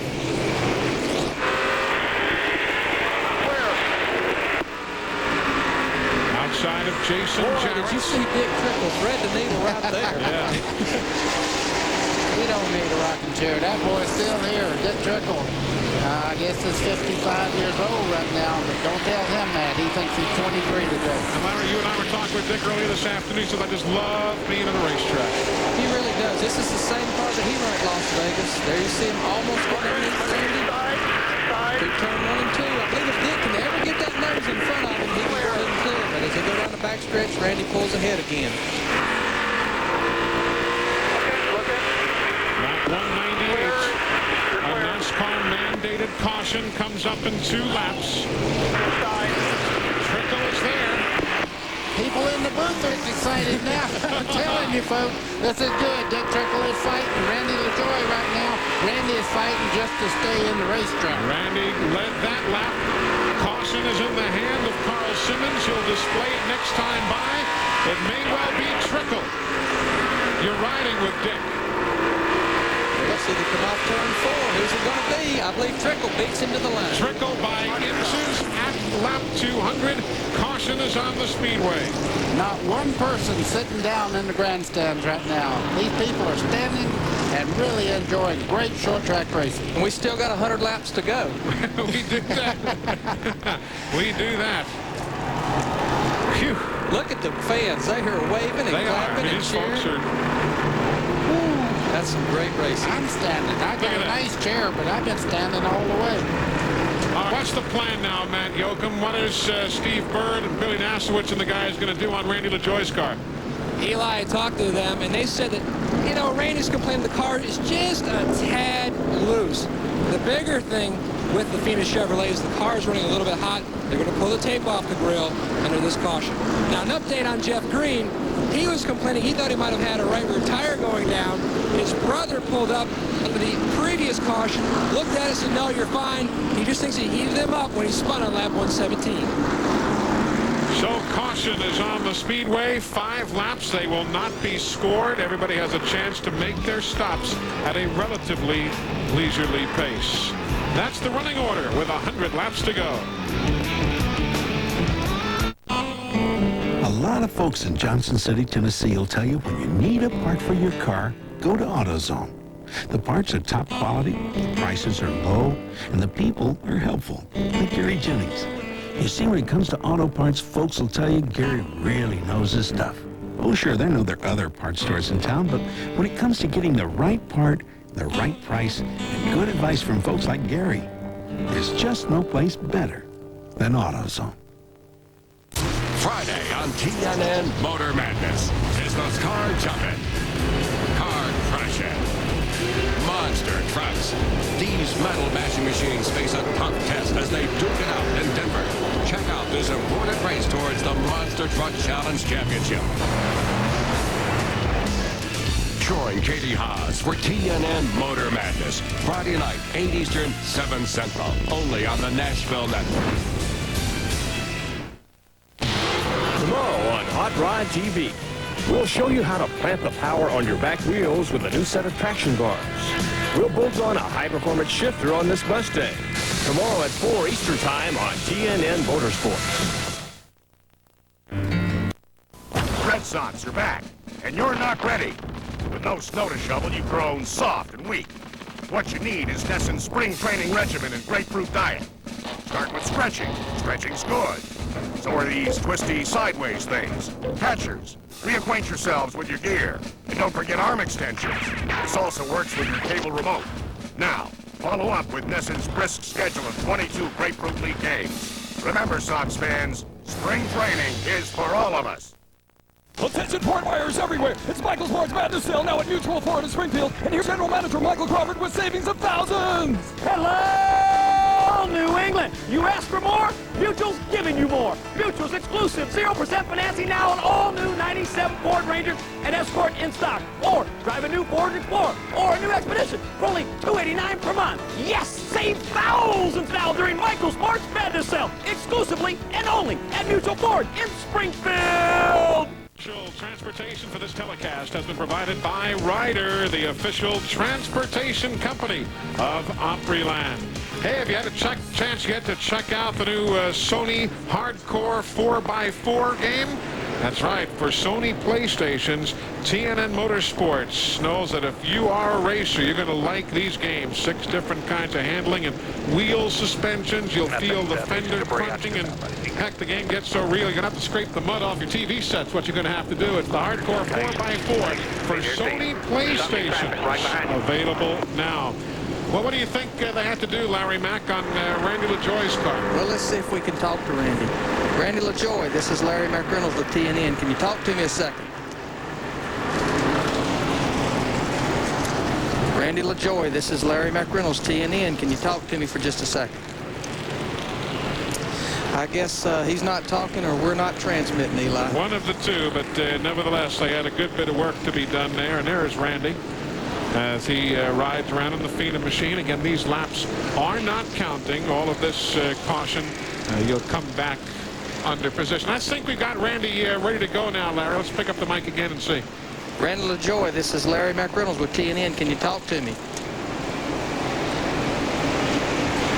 Well, apparently not quite communicating, but we'll try and work on the loose ends and see what we can do here in just a bit. But I'll tell you, we got 100 laps now, and we'll come back and talk about the conditions that these teams are facing. Lots more to go. Hope you can stay with us. Don't go away. TNN Motorsports is live at the birthplace of the NASCAR stars, the Hickory Motor Speedway. If you're trying to keep cool with Central Air over 10 years old, you must have money to blow. Thought so. A new Luxair high-performance Central Air or heat pump system could reduce your energy cost and save you money. Cool by Luxair. Dependable, affordable comfort comes from Luxair.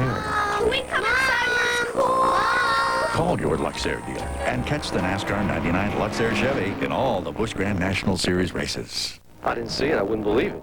If I wasn't here, I wouldn't have believed it. I wouldn't believe it if I didn't see it. These people just witnessed an amazing demonstration. We put this Duraloop treated engine through the ultimate torture test. We drained all the oil, all the water, then flooded it with a fire hose. It kept on running because Duraloop protects your engine like no other product can. I wouldn't believe it if I didn't see it myself. Now let Duraloop make a believer out of you. Duraloop, peace of mind in a bottle. If you have a money-back guarantee, that means you're showing 100% confidence in your product. To me, that's awesome. During our 40 million split fire celebration, you'll get the lowest split fire prices in history. Big deal to me. And that's guaranteed too. That's awesome. If you're busy, and who isn't these days, you don't have time to fool with brake repairs. So at Midas, we give your brakes a thorough inspection and explain your options. It's the Midas way. A better system for you and your car. Professional builders, people who make a living with their tools, prefer to buy their tools at the Home Depot more than any other store in America. And whether it's the selection, the quality brands we offer, or our guaranteed commitment to the lowest prices, we think it's a pretty powerful argument for why you should shop here too. The Home Depot, where people who know their stuff buy their stuff.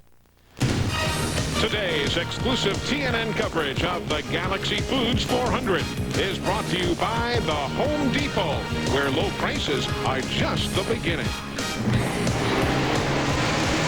Back underway here at Hickory Speedway, and as quickly as they dropped the green, Randy LaJoy took the lead, brought Tim Fedewa, his corporate teammate, with him, relegating Dick Trickle back to third. And here's what happened as Trickle was leading going into the corner. See Trickle going down the back straightaway here in the red car. Watch him wash out right here. Randy LaJoy right on the spot there, takes the bottom side, and along comes his teammate Fedewa on the bottom to get by Trickle as they start off towards the back straightaway.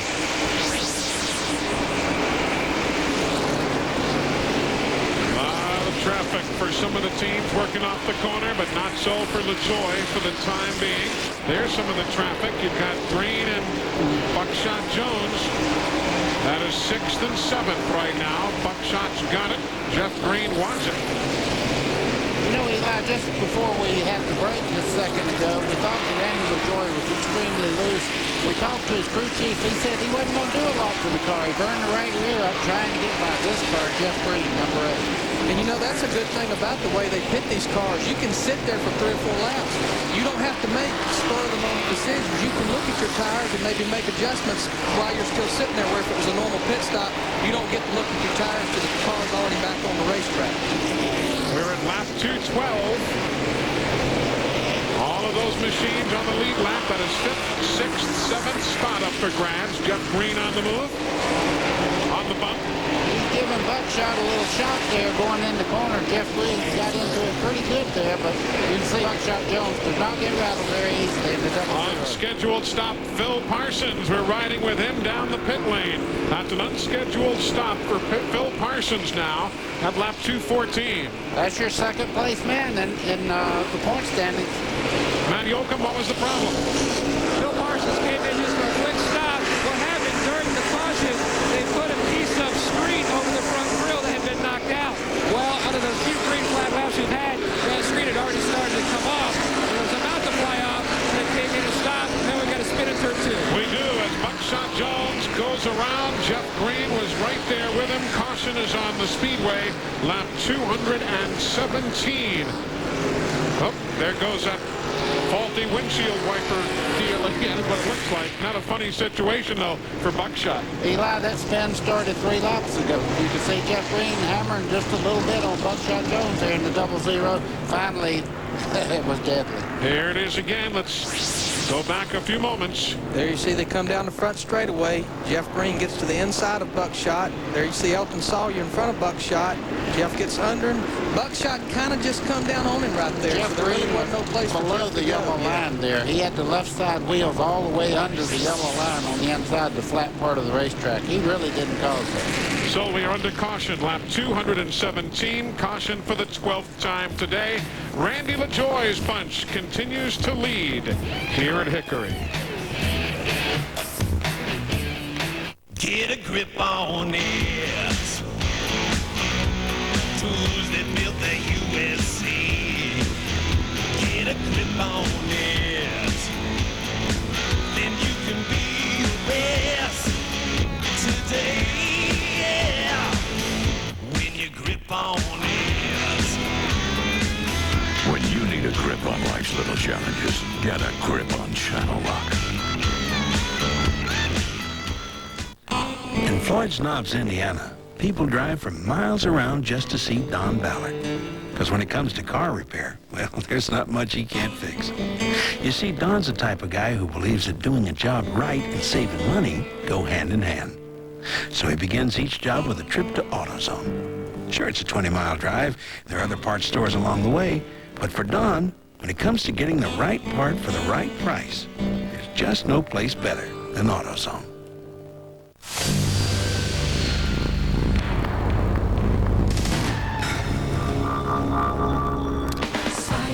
Spider-Man does whatever a spider can. With the spider-like traction of all-wheel drive, the new Subaru 2.5 GT can take you places those European sports sedans simply can't. Mere mortals. Here comes Spider-Man. Music City, USA. You gotta be good to make it. Nashville Speedway. You gotta be tough to take it. And NASCAR, a make-it-or-break-it type of racing. The Bush Boys are packed in town making their own music. Live from Nashville Speedway is the Bell South Mobility Opryland USA 320, April 19th, 7 Eastern, 4 Pacific on TNN Motorsports, the leader in motorsports coverage. TNN Motorsports, covering more live racing events than any other network, presents flag-to-flag and fender-to-fender coverage of the NASCAR Craftsman Truck Series. These power-packed pickups and their teams race for big-time bucks. Don't look back. These guys give new meaning to the word tailgating. Live from Phoenix, it's the Chevrolet Desert Star Classic, Sunday, April 20th, 4 Eastern, 1 Pacific on TNN Motorsports. Welcome back to Hickory. It was at lap 118. Randy LaJoie said, I'm coming through to take the lead. He did just that. And then nearing the halfway point, it was again LaJoie and Dick Trickle battling for the top spot as LaJoie goes on to take the lead, a lead he continues to hold here at Hickory. Welcome back, everybody. That is Randy LaJoie leading in the FINA colors, lap 224 of 300. Meanwhile, in the corner, there's Shane Hall, turn number 1, caution on the Speedway, lap 225. It'll be 226 when the leaders come by. Shane Hall in the wall, turn number 1. Meanwhile, Steve Bird, team manager for Randy LaJoie, watching this all unfold down on the pit lane. Birdie, a great day for your team, running 1-2. Can Randy hold off Tim for the win? I don't know. This is great for base motorsports. Shows how hard these guys work and everything, you know. When they 1-2, I guess I always told them, you know, whatever goes on, but both finish, you know. So we're pretty good. We burnt the right rear up past the green on that last 100. I think we're all right. You know, we'll see what happens. Timmy's pretty good. I don't know what to say, you know, as long as they don't wreck each other, you know. Hi, Dad. Well, Randy LaJoie has finished twice. Twice he's finished second here and a third. Last year, Tim Vidois finished 12th. It'd be a great day if they could finish 1-2 today. Indeed it would, but it's also a long way from the finish. There are the numbers that Randy LaJoie has enjoyed. You can smile, Randy. Go ahead. 68 starts since 1994. And he's had a passel full of victories, a couple of them already this year. He's an interesting personality. Nice guy. But he can get a little ornery. He can get very, very serious when it needs to be. Very intense individual, but a hard racer. You know, he gets everything out of that race car that it'll give him, and then he reaches down sometimes and gets a little extra. If you're buying a racehorse, you walk in the stall, you want him to react. I'm going to tell you that. And that's what Randy LaJoie is. He's a full-fledged racer. You know, once in a while, Birdie has said he's had to pull the ropes a little bit, but you know what? It's a lot easier to pull a rope than it is to try to push it.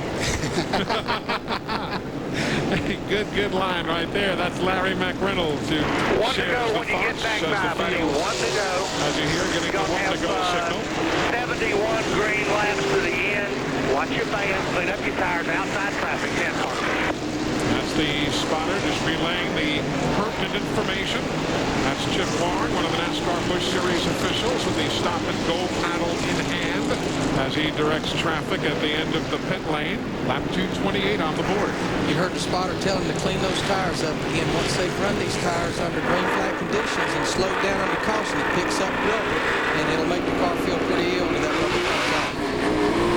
It's as though the judge has walked into the courtroom. All the fans rise together to watch the restart. You see Phil Parsons rocking away there on that start. Gets ahead of Randy LaJoie, trying to make up a lap right now. Phil Parsons in 20th spot. Trying to stay just ahead and be on the tail end of that lap. He is at the tail end of one lap down, Phil Parsons is. So again, he's not on the tail end of the lead lap, but he was 2 laps down. He's now on the tail end of 1 lap down. Boy, something's got to give here. Randy LaJoie is in a hurry right now, and he has a bunch of competition. You're riding with Dick Trickle. Trouble in turn number 1. Up to the wall goes Tracy Leslie this time. To the stripe, Phil cannot get the lap back. And we are under caution. There are the Lysol colors for Tracy Leslie in the wall, lap 232. Phil Parsons tried to stay only 1 lap down, couldn't do it. He is again 2 laps in arrears as LaJoie beat him back to the stripe. Caution number 14 of the afternoon. Still have a lot of racing to go. We're only at lap 233 of 300. We'll be right back. Engine builders are a different breed. A racing engine is a masterpiece. Anyone that has a Robert Yates engine under the hood, man, they feel like they're one up on anybody. Nothing more satisfying than having the engine do its job. He's the innovator, no question. He can make them fast and make them last. Andretti and Yates rely on the same Haviland Formula 3 motor oil you can buy right off the shelf. And also try Haviland Extended Life Antifreeze. She's a real beauty, Robert. Got a driver, Mario. A lot of folks in Johnson City, Tennessee will tell you when you need a part for your car, go to AutoZone. The parts are top quality, the prices are low, and the people are helpful, like Gary Jennings. You see, when it comes to auto parts, folks will tell you Gary really knows his stuff. Oh, sure, they know there are other parts stores in town, but when it comes to getting the right part, the right price, and good advice from folks like Gary, there's just no place better than AutoZone. Every Splitfire is born to do battle and win. I've got 3 vehicles that I've got it in. Motorcycles are performance. Splitfire spark plugs are performance. Really delivered the power that I was looking for. Super.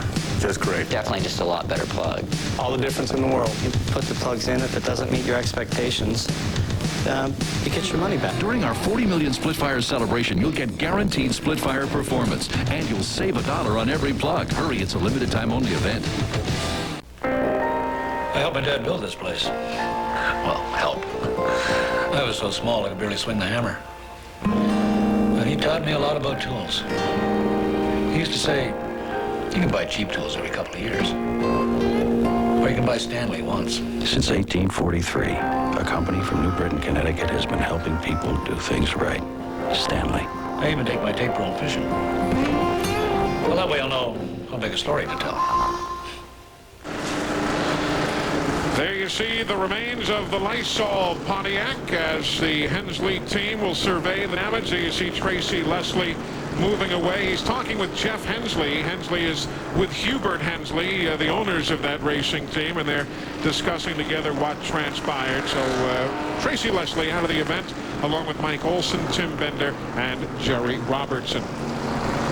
Randy LaJoy, this is Larry McReynolds with TNN. Do you read me? Roger, Larry and TNN. Okay, bud, you're at the front of the pack. You got your teammate behind you, 65 laps to go. That car's still kind of working like you'd like it to. Good enough to put us up front. We're in pretty good shape. I heated up my good years when I was up on the outside of the 8 and the 64 car, but I'm trying to baby this right rear and see if I got another 60 laps in me. We've heard of a lot of water temperature problems today. Everything looking good on your water temperature? These guys on the race team, they opened up the front a little bit, put a couple holes in it, just get some air, and as long as we're out front, we'll be okay. Okay, bud, good luck and take care. That was Randy LaJoy, and you saw very briefly the holes that they had there. There you see, right there underneath the word Monte Carlo, the extra air vents that they have. By the way, tomorrow on TNN Motorsports, you can get an update on all the latest news in the world of racing on race day. Rick Benjamin will have the results, highlights, plus a whole lot more. That is tomorrow at noon Eastern, right here on TNN Motorsports, and also coming up tomorrow on TNN Motorsports, NASCAR Garage. It's a weekly half-hour look behind the scene of the people and the machines of NASCAR racing. That's coming up tomorrow morning at 11:30 Eastern Time, also on TNN Motorsports. We mentioned earlier, but it's certainly worthy of a return mention. Next weekend, the NASCAR Busch and Winston Cup teams heading to the Texas Motor Speedway in Fort Worth. CBS Sports will have live coverage for you a week from today, the Coca-Cola 300. That is Saturday, April the 5th at 2 o'clock Eastern Time. And then the very next day, a week from tomorrow, Sunday, April the 6th, it'll be the Interstate Batteries 500, also from the Texas Motor Speedway. All live on CBS Sports. That's coming up next weekend from Texas Motor Speedway. See Tracy Leslie's car there, the 63, the rear wheel come completely off that car. That's why he spun and got into the wall. So at lap 240, 60 laps from the finish. This one is anything but settled. Stop. Don't touch that dial. We're coming back. You're watching TNN, the Nashville Network. You're watching TNN, the #1 source for country music, entertainment, and information. Get away! Look what you can see for only $3.95. Big stars, big hits, one small price. Pay-per-view is affordable entertainment the easy way. Just pick the showing you want to see and follow the simple pay-per-view ordering instructions. Before you know it, you'll be enjoying the movie of your choice right in your home. And each movie is only $3.95, so you can treat family and friends to hit flicks for less than the price of one ticket. Value, convenience, plus great entertainment. There's nothing to it when you pay-per-view it. So what is a pellet stove? An amazing new heat source that is quite simply the best way to heat with wood. Well, who makes the best brand? Dr. Jerry Whitfield, the inventor and world's largest manufacturer. His forced air system burns pellets at an even, controllable rate. What about the pellets? Pellets are made from waste sawdust. No new trees are cut. They're easy to find, easy to use. So where do I get my Whitfield pellet stove? I thought you'd never ask. You can buy the Whitfield pellet stove at Enviro Heat, 2 Mill Street, Enfield, Connecticut. There you see the Hickory Motor Speedway down below. That is the Catawba Memorial Gardens, a cemetery that overlooks turns 1 and 2, and that is the final resting spot of racing great Bobby Isaac, who is interred just over there behind turns 1 and 2. And you know, this is a very interesting track. We signed on the air, Larry, about the personality of a short track. This is one of the tracks, and buddy, you've been in races. I've broadcast races here where we had to stop and throw the red flag middle of the day because there has been a funeral going on in the Catawba Memorial Gardens. It's an agreement they have in the racetrack that when the mourning family arrives, they throw the red flag so the graveside service can go on without the drone of race cars in the background. Exactly. That's, you know, it's only right that they do that. That graveyard's been there, and let me tell you, racing can wait. Indeed so. One of the interesting side stories to the Hickory Motor Speedway. Of course, the big story today, Base Motorsports. Randy LaJoy, Tim Fedewa, they are first and second here this afternoon as we work this caution flag. It is the 14th of the afternoon. It's a pretty darn good numbers right there as the field now gets the 1-to-go signal with Randy LaJoie trying to get his 3rd victory of the season. Of course, he's got some pretty powerful help down there. You know, Matt, we've talked about the team manager, if you will, Steve Bird. I mentioned Billy Nasowitz a little while ago also. Eli, you know, if you look back to the history books, 25 years ago today, Billy Nasowitz was in the pits here at Hickory calling the shots for the late Richie Evans. They went on to win that day, and he told me he'd like nothing better to give him a great thrill to put Randy LaJoie in victory lane here at one of the traditional tracks on the Busch Circuit. Indeed, some good history here at this track. Race cars and racing personalities alike. And we are back under green, lap 245 on the board. Well, Phil Parsons got a great jump the first time when they started back after that little break here. But you can see Randy LaJoie said none of this the second time out. I think he knew what to expect that time and shut the door on him in a hurry. And Phil's still 2 laps down. Dick Trickle is on the move again. He's trying to close in. There you see the 64, that red machine just working the inside of the racetrack around some traffic. There's Dick.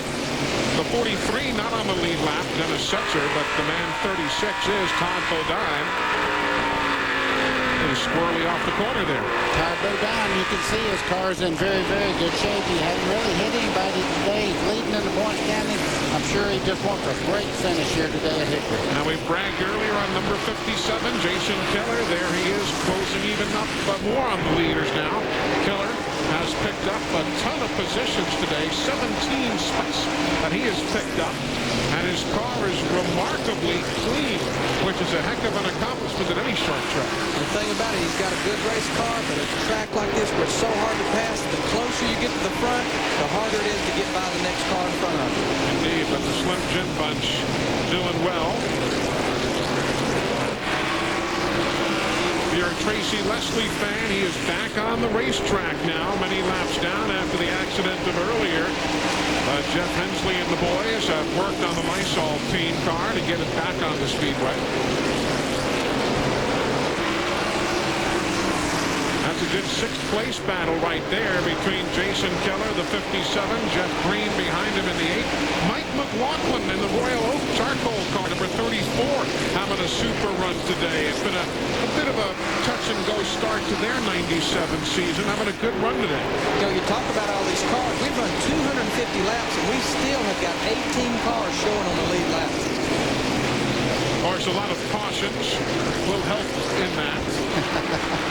When you're about to go a lap down, a caution will come out and save you in many instances. There you see him trying to go 3 deep through 3 and 4. That just won't work here, will it, buddy? No, I was just watching Jeff Green got into Phil Parsons really hard as they come through the corner there. It was just a racing count, but I'll tell you what, he about turned him around. See, he's still working on Phil Parsons. Phil made an unscheduled stop just a little while ago under the green. He's 2 laps down, but he's fighting like a tiger right now. 2nd place in the points. He can't just roll over and play dead. Has Johnny Chapman there, the 89, with problems as he limps down the back straightaway and towards turn number 3. He's had a tough day. Very, very tough. 2 spins. Got into the wall down here with... I think it was Shane Hall earlier, so he's had a pretty tough day. Looks like he's done though now. Right, he was involved with Mike Olson and Shane Hall earlier, and he does make it around to the pit lane, so we'll stay under green. There goes Keller again, trying to get around Dennis Setzer in the 43. Dennis is not on the lead lap.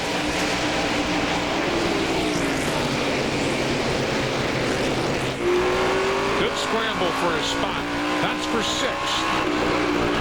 See Jason Keller there in the Slim Jim car. He is really working on Jeff Green. Really smooth back in the throttle. Jason Keller is running a super race today. The harder these guys have to race like this, the more it's just using their tires up more and more as they run. Meanwhile, up front, there you have the battle for the lead among the corporate teammates. Randy LaJoie in the 74, Tim Fedewa in the 33, both driving for Base Motorsports. Steve Bird takes a drink of water and says, you better not wreck either one of those cars. You know what, Fido, one of the deals this year, and they really worked hard to rectify it this week.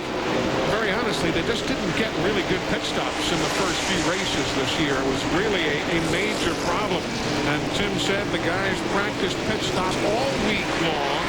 And though that may or may not be a huge story today because of the way the yellows were thrown and the scoring stopped for 5 laps, it certainly is going to be a story next week and in weeks to come. Eli, we're talking about the 2 lead cars, but just behind them there, you see who's coming. Big Trickle is moving in right now towards the lead. For those of you tuning in, expecting to see This Week in Country Music at 6 o'clock Eastern Time, you'll be seeing it in its entirety as soon as this event from Hickory Motor Speedway concludes.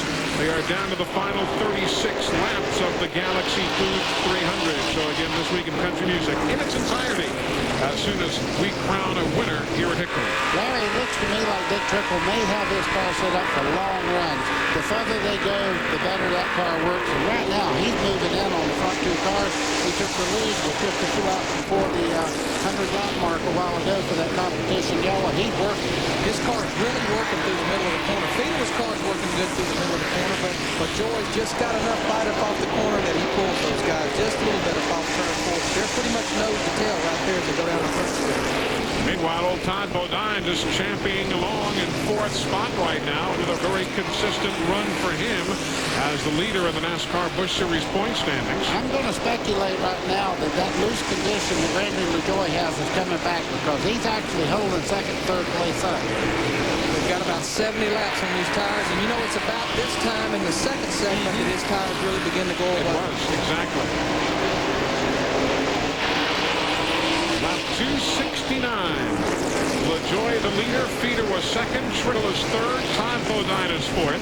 Jeff Green is 5th. Elton Sawyer is 6th. Jason Keller 7th. Mike McLaughlin runs in 8th.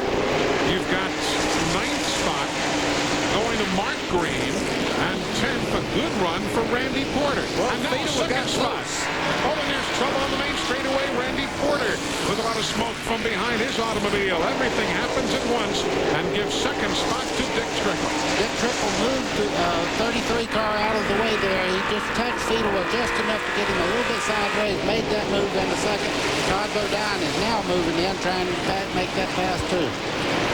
And pulling onto the pit lane, Randy Porter in the UniFirst uniforms entry. There he is. We were just saying how great a run he was having. He was in the top 10. No sooner we say that than smoke erupts from beneath that automobile. Now, the battle heating up right there. Fedor, Todd Bodine, that's 3rd and 4th. Watch Tim Fiedler's car in the center part of the corner there. It looks like Todd Bodine may have just a little bit better car as they start down in the corner. But boy, it's going to be tough. They make contact there. You can see the 2 cars were looking back from Dick Trickle's car. The 2 cars made pretty heavy contact the center part of the corner. Now in the last segment, remember it was at lap 200, which would mean this time around at lap 300. Trickle took the lead by inches on LaJoy. Could we be setting up for a similar scenario? We'll find out. The battle for the lead continues. Don't leave us. We're coming right back. In Floyd's Knobs, Indiana, people drive for miles around just to see Don Ballard. Because when it comes to car repair, well, there's not much he can't fix. You see, Don's the type of guy who believes that doing a job right and saving money go hand in hand. So he begins each job with a trip to AutoZone. Sure, it's a 20-mile drive. There are other parts stores along the way. But for Don, when it comes to getting the right part for the right price, there's just no place better than AutoZone. Rough roads, sharp curves.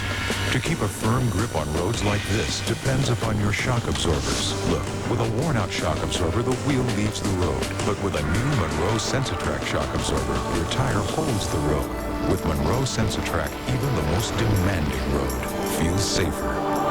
Monroe Sensitrack, making the road a safer place. Have your shocks checked every 12,000 miles just to be safe. It's just fun being here. If you don't catch a fish, it's a ball. There's no experience like this, I'm sure, for the Nth Wrangler anyway. You're treated like a king. They take care of you. Live a bass fisherman's dream of a lifetime. Enter the TNN Big Bass World Championship. It's going on now. Enter now with your credit card and receive a BBWC hat and an issue of Bass, America's favorite how-to fishing magazine, absolutely free. Call now and you'll also find out how you receive this free video, How to Catch Big Bass Guaranteed. Call today. BBWC qualifying is now underway. Music City, USA. You gotta be good to make it. Nashville Speedway. You gotta be tough to take it. And NASCAR, a make-it-or-break-it type of racing. The Bush Boys are packed in town making their own music. Live from Nashville Speedway is the Bell South Mobility Opryland USA 320. April 19th, 7 Eastern, 4 Pacific on TNN Motorsports, the leader in motorsports coverage. Welcome back, everybody, and the cheering you are hearing is from Wisconsin Rapids, Wisconsin. Their favorite grandfather has taken the lead here at Hickory. Dick Trickle is now leading in the Galaxy Foods 300. Here's how he did it. Okay, you're riding with Dick Trickle down in the corner. You can see Randy LaJoy in the 74. They pick up the throttle. Here comes Trickle on the inside. Gets a good run up out of the corner. They head down into turn one. Now, right now, he makes a pretty impressive move. As they start down the back straightaway, they're side by side. Trickle just keeps inching away. And going into turn number 3, Dick Trickle grabbed the lead. So for the second time today, but maybe for the most important time today, with 14 laps to go, Trickle has the advantage over Randy LaJoy and Tim Fedewa. There's a lot of traffic to negotiate. Matt, what's the feeling like down in Trickle's pit right now? Eli, you can cut the tension with a knife. They've been in this position a couple of times over the past year. Remember Milwaukee, and then back in Las Vegas. Ryan Shaver, you've been in this spot before. Can you hold on and finally break through, get a victory today? Well, Dorland Chevrolet's done good running going today, no matter what happens. I just hope we can make it to the end where we're at. You've got that Tim Fedewa car knocking on your door. Can you hold him off? I think we're a little better than what Randy is on the long run. I just hope we can make it to the end. So there you see what's going on in second spot behind Dick Trickle. And like you said, the long run shot was something we saw earlier. Oh, and Jeff Green in the 8th. Here goes Todd Bodine, who is inside. They'll swap positions in 4th and 5th. Tim Fedewa in the 33 car is quicker than Randy LaJoy, but Randy has got the preferred line on the outside, and he does not want to wreck his teammate. But Fedewa, I think, could run Dick Trickle down if it could ever get by Randy LaJoy. 9 laps to go. 9 laps to go. Dick Trickle in his 51st career NASCAR Busch Series start. There's Trickle. A lot of lap traffic. He's right behind Shane Hall, getting held up a moment by Hall. He almost made a collision now on the back end of Shane Hall as they come out of the corner. One thing he does not need right now, lap traffic. Meanwhile, Fedewa wants second spot. And if he can get around LaJoy, can Fedewa chase down Trickle in 7 laps? I think Dick Trickle has a problem. He made contact with Shane Hall, and he seems to be backing up with the 2 cars running second and third now. Only 2.5 miles to go. 7 more laps around this track. 7 laps on this track equals 2.5 miles. What Dick Trickle needs is exactly what's going on right there, though. He needs those guys to keep racing each other hard. As you see Jeff Green keep trying to stick his nose up in there.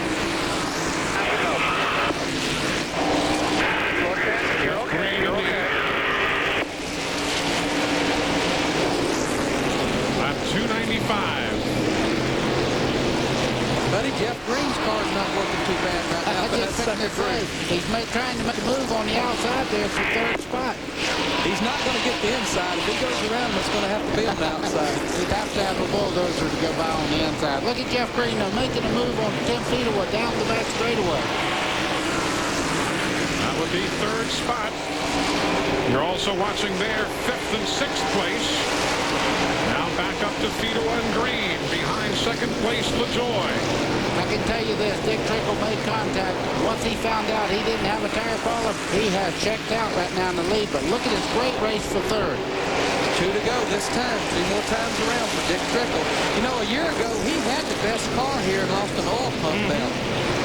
Oh, heavy contact there by Jeff Green. Now they come to the white flag.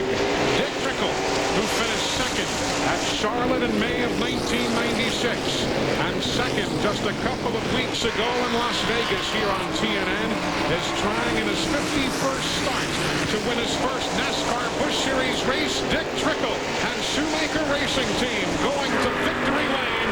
He led twice today for 25 laps. Great scramble for second between Base Motorsports, but look at that. And what a smile, I'm sure, is on the face of the White Knight. Yep, there he is. Dick Trickle waving, smiling. And he's going to be joining us in victory lane, a winner, as he has been everywhere else in his career. Now it's in the NASCAR Busch Series. We're coming right back to hear from today's winner. Professional builders, people who make a living with their tools, prefer to buy their tools at the Home Depot more than any other store in America. And whether it's the selection, the quality brands we offer, or our guaranteed commitment to the lowest prices, we think it's a pretty powerful argument for why you should shop here too. The Home Depot, where people who know their stuff buy their stuff. I know just about every garage in town. I guess I ought to know them all. More professionals use Napa parts than any other. That's because they can't afford to put in the same part twice. Just look at the signs. When did you see anything but we install Napa parts? Dan here liked us so much he became a Napa Auto Care Center. Yep, everybody loves Napa. Of course, some say it's the hat. I think it's my good looks. America running. Well, how about it? Smiles on the faces all around. Dick Trickle still accepting the accolades. He has his IROC helmet on, the International Race of Champions, for which Dick Trickle is one of the test drivers, along with Jim Sauter and Dave Marcus. As a matter of fact, he's going from here, he said, to test the IROC machines next week. So Dick Trickle, a busy man.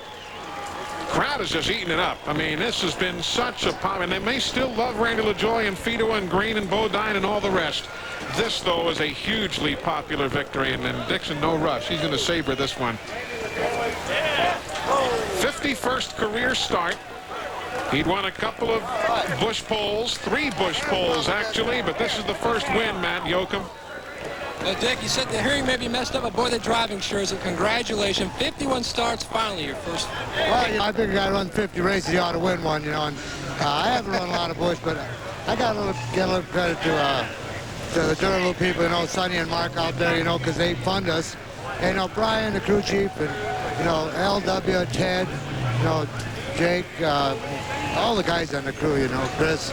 I'm telling you, I got a super bunch of guys there. Ray, my fabricator, came here to pit today, and he usually got to stay in the shop working on the cars. But I'd like to say hi to my Wins Cup crew up there. They're up in Richmond getting my car ready for Texas, which we got a car going there too. And all experience I'm getting with them guys, you know, helps this. And I think Busch helps Cup helps Busch. You don't want an old man like me to get rusty, do you? Hey, you know, you told me before the race today, Dick, you said, boy, it seems like in Milwaukee, one kind of slipped away. What was going through your mind when you had the little incident with Shane Hall with less than 20 to go? Well, the track wasn't tearing up here, so I thought, you know, I ain't got no excuses this time. And that's a deal where I did a little, you know, I don't know what he did there. Hey, there's a big winner, Jeff. Thank you. You know, I tell you what, I said Dick Trickle needs to win one for his family. You know, my wife, she stays there and keeps track of scoring and all that. And instead of watching the tapes, she does like a 3-page deal, and I can read the whole race after it's done because she listens to radio and TV. And, you know, I need to win one for my wife and kids and family. All my kids are here. I can't be too far away. There she is right here. Daughter, right here. Come on. My 2 kids are here. Right here, my boy. Mickey, Todd, Chad, and it's just been a long time coming. I need to win one for my fans, my family.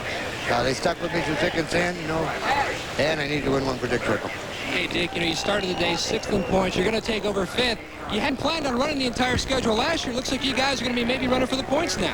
Well, you know, the Heiligmeyer Ford and with Judy and them guys is my priority, so this has to take second to everything. And, you know, we didn't make Myrtle Beach. You know, Junior let me take late practice off, but we ran early practice good at Michigan one year, and last year, and I went down to Myrtle Beach and run that race from the back. And you know, we'll see how the Wins Cup. You know, that's my primary goal is get that Harvick Meyer car going. These guys can keep this one going for me. Well, tears of jubilation running wild down here in Victory Lane, Eli. It is indeed a very, very emotional time. Of course, Dick's nephew, Chris Trickle, still hospitalized in Las Vegas after being the victim of a drive-by shooting there a while ago. Maybe this is the kind of medicine he needs. At least we can only hope and pray. You're looking at a very important piece of hunting and fishing equipment. And in a moment, I'll tell you how to use it to catch more fish and bag more game. I'll even tell you how to use it to bag this bag. Absolutely free. But first, watch this. What makes an ordinary guy an extraordinary sportsman? The right gear, top-notch equipment, and a rock-solid understanding of what you're doing out there. That's why you need Outdoor Life, to guide you along every step of the way. For under $1 an issue, we'll prepare you to become the extraordinary sportsman you know you can be. As we reveal answers to the whats, whys, wheres, and how-tos of angling, so you can become the true fisherman you want to be. If hunting is your game, let Outdoor Life awaken your instincts for tracking whitetails, muleys, and elk. You'll even learn what it takes to nail that elusive tom. With Outdoor Life, you'll know what's new in gear and equipment, what's happening in your area, plus everything from the care of your rifle to choosing the right 4x4. Call now and you'll also get this rugged Outdoor Life gear bag, free with your paid subscription. Don't wait. Call now to take advantage of this great offer from Outdoor Life. Become an extraordinary sportsman. Call for Outdoor Life now.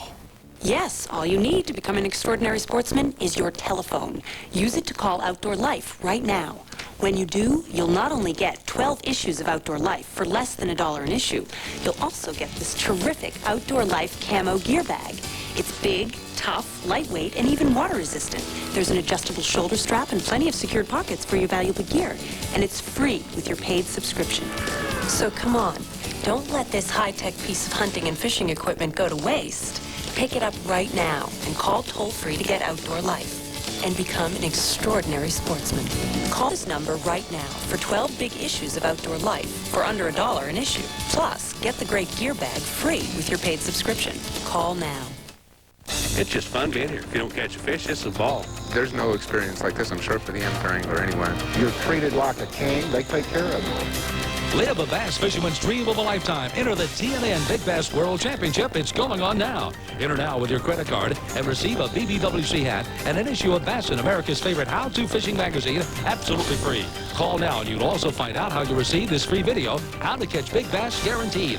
Call today. BBWC qualifying is now underway. Well, we certainly appreciate your saying that. We love to bring you NASCAR Busch Series racing like we've had here today at the Hickory Motor Speedway. Matt Yoakum is making his way through the garage. He's caught up with Randy LaJoy. Well, Randy, second place. You told me if you treated Ellie Mae fine, she would do you well, and you almost got a victory today. Yeah, we wore out a little too quick on those runs. Hey, to finish second to Dick Trickle on a short track, he's a legend. You know, Shoemakers are good people. I'm glad for those guys. They needed to win, but they didn't have to beat us. But he was a little bit better. About 20 to go than we were. I told the guys not to adjust the car. I thought I burned the tires up the second run up on the outside of the 8 car, but you know, this Phoenix Chevrolet Monte Carlo run really good, and boy, I had a blast today. I had a lot of fun. Hey, more importantly, you gained a lot of points on both Todd Bodine and Phil Parsons. Todd probably finished right behind us. He was back there in the mirror, so you know, it's still a long season. We almost had a shot at another win. Teammate was right behind us, man. Well, what a good show. I enjoyed it. Hey, another great day on a traditional short track. Let's catch up with Todd Bodine here in a minute. All right, we'll be getting a thought from Todd Bodine here in just a bit. Randy LaJoy, by the way, led 255 laps today. But, you know, they don't give you points for that, basically, in the Busch Series. The brass ring is what you're after. Indeed it was. They're the unofficial finishing positions. Dick Trickle, Randy LaJoy, his Base Motorsport teammate Tim Fedewa, Jeff Green, and Todd Bodine. Elton Sawyer had a super run today. We talked about Jason Keller. He comes home in 7th. There you see Hermie Sadler, Buckshot Jones, champion. Oh, Greg Sachs had a good run after getting caught up in that early caution. He finishes 15th. Phil Parsons down in 19th, and Kevin LePage champion home in 20th spot. Taking you all the way back, that's where Jason the Jet Jarrett wrapped up in 21st position. On down the line to some of the fellows who had problems. Poor old Tim Bender. Every one of those days just didn't pay to get out of bed. He had a tough day today. And in the final positions going to the 61 of Mike Olson. Todd Bodine came home unofficially in 5th. There he is. Well, our point leader came home 5th today. Another top 5 run for you here. Wasn't a win, but more importantly, that bigger picture of the title. Yeah, I mean, you know, that's the thing. If you don't have a car to win the race, you got to be there at the end of the race to get the most points. And our car was a little off. You know, we started the race a little bit on the loose side. We made some changes before the race, and it was a little too loose. And the first competition caution, we were able to tighten it back up, make some major adjustments, and actually got a little too tight. And the second one, we loosened it up and got a little too loose. So we chased it a little bit all day, but, you know, the Stanley Pontiac was there all day. It was right in the front. It was a little bit of a handful, but, you know, hey, that's what we get paid the big bucks for, I guess. But we're real happy. Harnage and all the people sponsor us. We got a lot of good people supporting us and a good crew. And, you know, to come out of Hickory still leading the points, we're pretty happy with it. They're pretty happy with that indeed, as they now go on to Texas. And it is a 48-point lead now for Todd Bodine over Randy LaJoie and Phil Parsons. We'll take a look at the points for you when we come back to Hickory in a moment. Engine builders are a different breed. A racing engine is a masterpiece. Anyone that has a Robert Yates engine under the hood, man, they feel like they're one up on anybody. Nothing more satisfying than having the engine do its job. He's the innovator, no question. He can make them fast and make them last. Andretti and Yates rely on the same Haviland Formula 3 motor oil you can buy right off the shelf. And also try Haviland Extended Life Antifreeze. She's a real beauty, Robert. Got a driver, Mario. A lot of folks in Johnson City, Tennessee will tell you when you need a part for your car, go to AutoZone. The parts are top quality, the prices are low, and the people are helpful, like Gary Jennings. You see, when it comes to auto parts, folks will tell you Gary really knows his stuff. Oh, sure, they know there are other parts stores in town, but when it comes to getting the right part, the right price, and good advice from folks like Gary, there's just no place better than AutoZone. Every split fire is born to do battle and win. I've got 3 vehicles that I've got it in. Motorcycles are performance. Split fire spark plugs are performance. Really delivered the power that I was looking for. Super. Just great. Definitely just a lot better plug. All the difference in the world. You put the plugs in. If it doesn't meet your expectations, you get your money back. During our 40 million split fire celebration, you'll get guaranteed split fire performance, and you'll save $1 on every plug. Hurry, it's a limited time only event. I helped my dad build this place. Well, help. I was so small I could barely swing the hammer. But he taught me a lot about tools. He used to say, you can buy cheap tools every couple of years. Or you can buy Stanley once. Since 1843, a company from New Britain, Connecticut has been helping people do things right. Stanley. I even take my tape roll fishing. Well, that way I'll know how big a story to tell. This was a scene repeated twice today, once on lap 200, and again, this time at lap 279. Dick Trickle going by Randy LaJoie to take the lead. This time he held on to take the winner's shower in Victory Lane. Dick Trickle, a winner at Hickory. And the Victory Lane ceremonies continue for the Duralube team. Dennis Shoemaker and the fellas celebrating. Todd Bodine continues to show the way in points. Unofficially, Randy LaJoie in second, then Phil Parsons, Jeff Green, and Dick Trickle. But the points do tighten up among the top 2. My primary concern has got to be my customer safety. Tommy Davidson, master mechanic and federated customer. The business is not nuts and bolts anymore. Technology. Luckily, I have some help. Federated offers us seminars. They have experts that are teaching us how to do our jobs better. And without that training, I can't stay up to date. Keeping our customers safe, that's what keeping them satisfied. The best mechanics rely on Federated. In racing, the engine is everything. What? It's the driver. A driver will never see a finish line without a great engine. The greatest engine will never see a victory lap without a great driver. At least they agree on Haviland Formula 3 motor oil, the same oil you can buy right off the shelf. And also try Haviland Extended Life Antifreeze. The engine's the first thing to the finish line. Not in Indy cars. Know what frustrates me? People use the wrong product to stop water from leaking through their basement walls. They think a water sealer will do the same job as a waterproofer. Water sealers go on thin and only repel water. But Drylock Masonry Waterproofer goes on thick. It fills the pores in the masonry and expands as it dries to form a tough waterproof barrier. Use it on exterior masonry and concrete swimming pools too. So don't use a water sealer when you need a waterproofer. Use Drylock or latex-based Drylock. They're guaranteed to stop water. You've done the math and figured out that you can consolidate bills and still afford to make some home improvements. But the lenders tell you that you don't have enough equity. Hi, I'm Dan Marino. If this has happened to you, call First Plus Financial at 1-800-510-PLUS. They'll lend you up to 125% of the value of your home, less your first mortgage balance. There's no application fees, and you'll get an answer before you hang up. Don't listen to those other lenders. Call First Plus at 1-800-510-PLUS. Today's exclusive TNN coverage of the Galaxy Foods 400 has been brought to you by Haviland Formula 3 Motor Oil. Add more life to your car.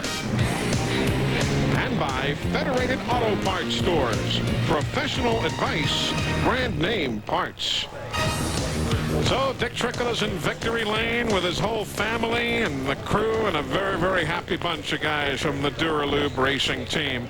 Let's remind you about what's upcoming here on TNN Motorsports on Saturday, April the 19th. We'll all be with you from Nashville, Tennessee, the Bell South Mobility Opryland 320. These same NASCAR Busch Series drivers, Saturday, April 19th, 7 o'clock p.m. Eastern Time. That's here on TNN Motorsports. That very same weekend, I'll be joining you along with other members of our crew from Phoenix International Raceway. Sunday, April the 20th, we'll have the NASCAR Craftsman Truck Series in the Desert Star Classic. That is Sunday afternoon, April the 20th. Of course, tomorrow, even though it is Easter Sunday, we're not going to forget your racing information needs. Rick Benjamin and the crew will be along with Race Day tomorrow at 12 noon Eastern Time. For those of you who are tuned in at 6 o'clock hoping to see This Week in Country Music, it is coming up in its entirety as soon as we leave the air. And following This Week in Country Music, our friends from Cornfield County will be along with Hee Haw. That also comes up this evening here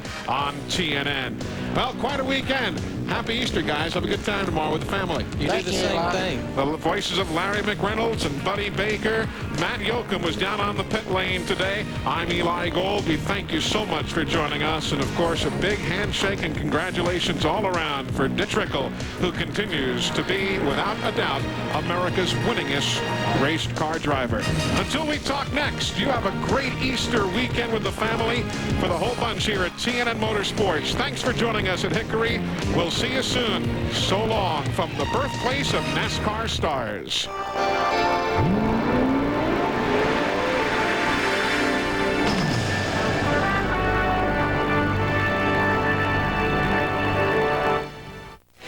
A combination, as you know, the teamwork did it, so we're pretty pleased. Well, congratulations again.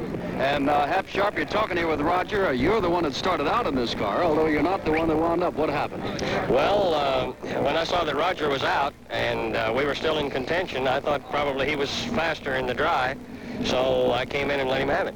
And Roger, when you came in, you were a little disappointed you lost your car at first, but you came on this one and did a fine job. Well, Jim, no, I did a poor job at the beginning because I run it off the road and broke the suspension. And Hap, really, I saw him at the beginning. He passed me in the first turn going really well, and I was surprised when he brought it in, but I figured I'd better do the job now. Well, congratulations to both of you. And Jim Hall, it sounds to me like you've got quite a team here in these two drivers. Oh, thank you. I think so, too. And so Speed Week at Nassau in the Bahamas is ended. And so at the Nassau Trophy race in 1964, we saw a preview of Roger Penske's remarkable success in racing. He was a very good driver. By his own admission, he was not a great driver, and he subsequently hung up his helmet and put on his car owner's hat. Roger had an almost uncanny ability to put together all the pieces of the puzzle to come up with the right answer to the question, what does it take to win? From the front office to the front straightaway, he's been winning ever since, and by whatever standard you choose to apply, Roger Penske is one of the most successful graduates of the glory days of motorsports. I'm Dave Despain. Join us again for another nostalgic trip into the glory days of motorsports. Hap Sharpie's into the pits, and here comes your driver change. Remember, it has stopped raining now, and Penske can drive very well on a dry course. Sharpie drives very well on the rain, has given up his car to it.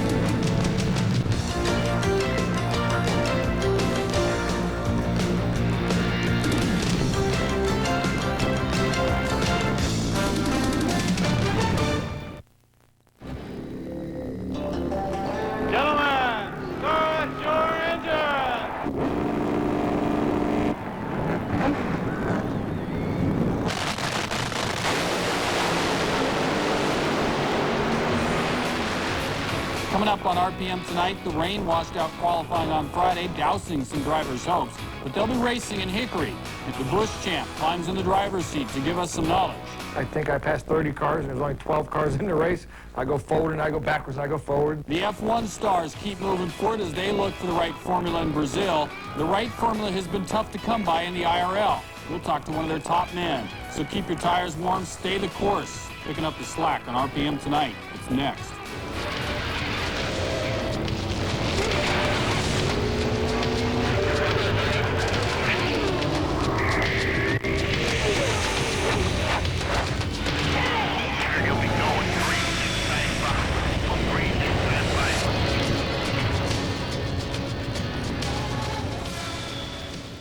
And welcome, everyone. It's RPM coming to you from Connecticut, the not a chance in the world am I letting the guy into my lane state, that state. Todd Bodine hasn't won a race yet this season, but entered today's Busch event on the points lead. The same consistent work that's earned him the top spot in the series also got him the pole. The rain washed out the qualifying, so owners' points set the first 28 spots in the field. Not enough owners' points to get Dale Earnhardt Jr. in the race at Hickory, but another son with a famous father, Jason Jarrett, son of Dale, was out there driving Dad's car for his first Busch race ever, and away they go. In car here with Phil Parsons, he's in third, Randy LaJoie is in second, and Todd Bodine out there in front. Lap 18, LaJoie going after Bodine, and he got him, passed him low and into the lead. Now later on, a little bit of trouble here. Johnny Chapman spinning out. There's Mike Olson, Greg Sachs, they're both into him. Nobody hurt, limited damage. Bring out the first caution, but carry on. After the restart, lap 44, Jeff Green in third, goes inside on Bodine, who's after the second spot. And some very close racing here on board with Hermie Sadler. Joe Bessie into Mike Dillon, spins him out. Sadler avoids the mess, he flies through, brings out the third caution of the day. Restart, LaJoie, Jeff Green, and Dick Trickle. They're running 1, 2, and 3. To lap 76, got more problems. On board with Phil Parsons here up ahead, Tim Bender and Chapman. They come together. Bender into the wall. It's the fourth caution of the day. The restart, more close racing. Hermie Sadler, Kevin LePage, they bumped together. No serious trouble. Lap 106, the battle for the lead now. Dick Trickle in third spot, moving up on Jeff Green and LaJoie. Those two incredibly close together there, but not a lot of problems. They both get out of it. LaJoie would hold them off and hang on to the lead. The battle for third is tight as well. Tim Fedewa right up into Trickle. Now there's that close bumping I was speaking of earlier, sort of foreshadowing on my part, wasn't it? LaJoie hanging on. A few laps later, Green finally after LaJoie, but LaJoie stays close. And the spin out right there on Green, the seventh caution of the day. Green would only drop back to fifth place even through all that mess because it's such a short track. Not a lot of catching up to do. After the restart, lap 150, third generation driver Jason Jarrett in trouble into the wall, ninth caution. The restart, it's LaJoie, Trickle, and Fedewa. They're running 1, 2, 3. And then more trouble. Kevin LePage bumps into the camera there of Glenn Allen, spins him out. LePage's camera's all messed up. Nobody injured though, 10th caution. It's a big mess on this track on this day. Lap 196, moving along. Trickle going inside LaJoie. Do a little bit of bumping together. Trickle pulls ahead. LaJoie's right back after him. They're side by side, but it's Trickle in front and taking the lead. Now lap 201. LaJoie right back up after Trickle. Edges up on him.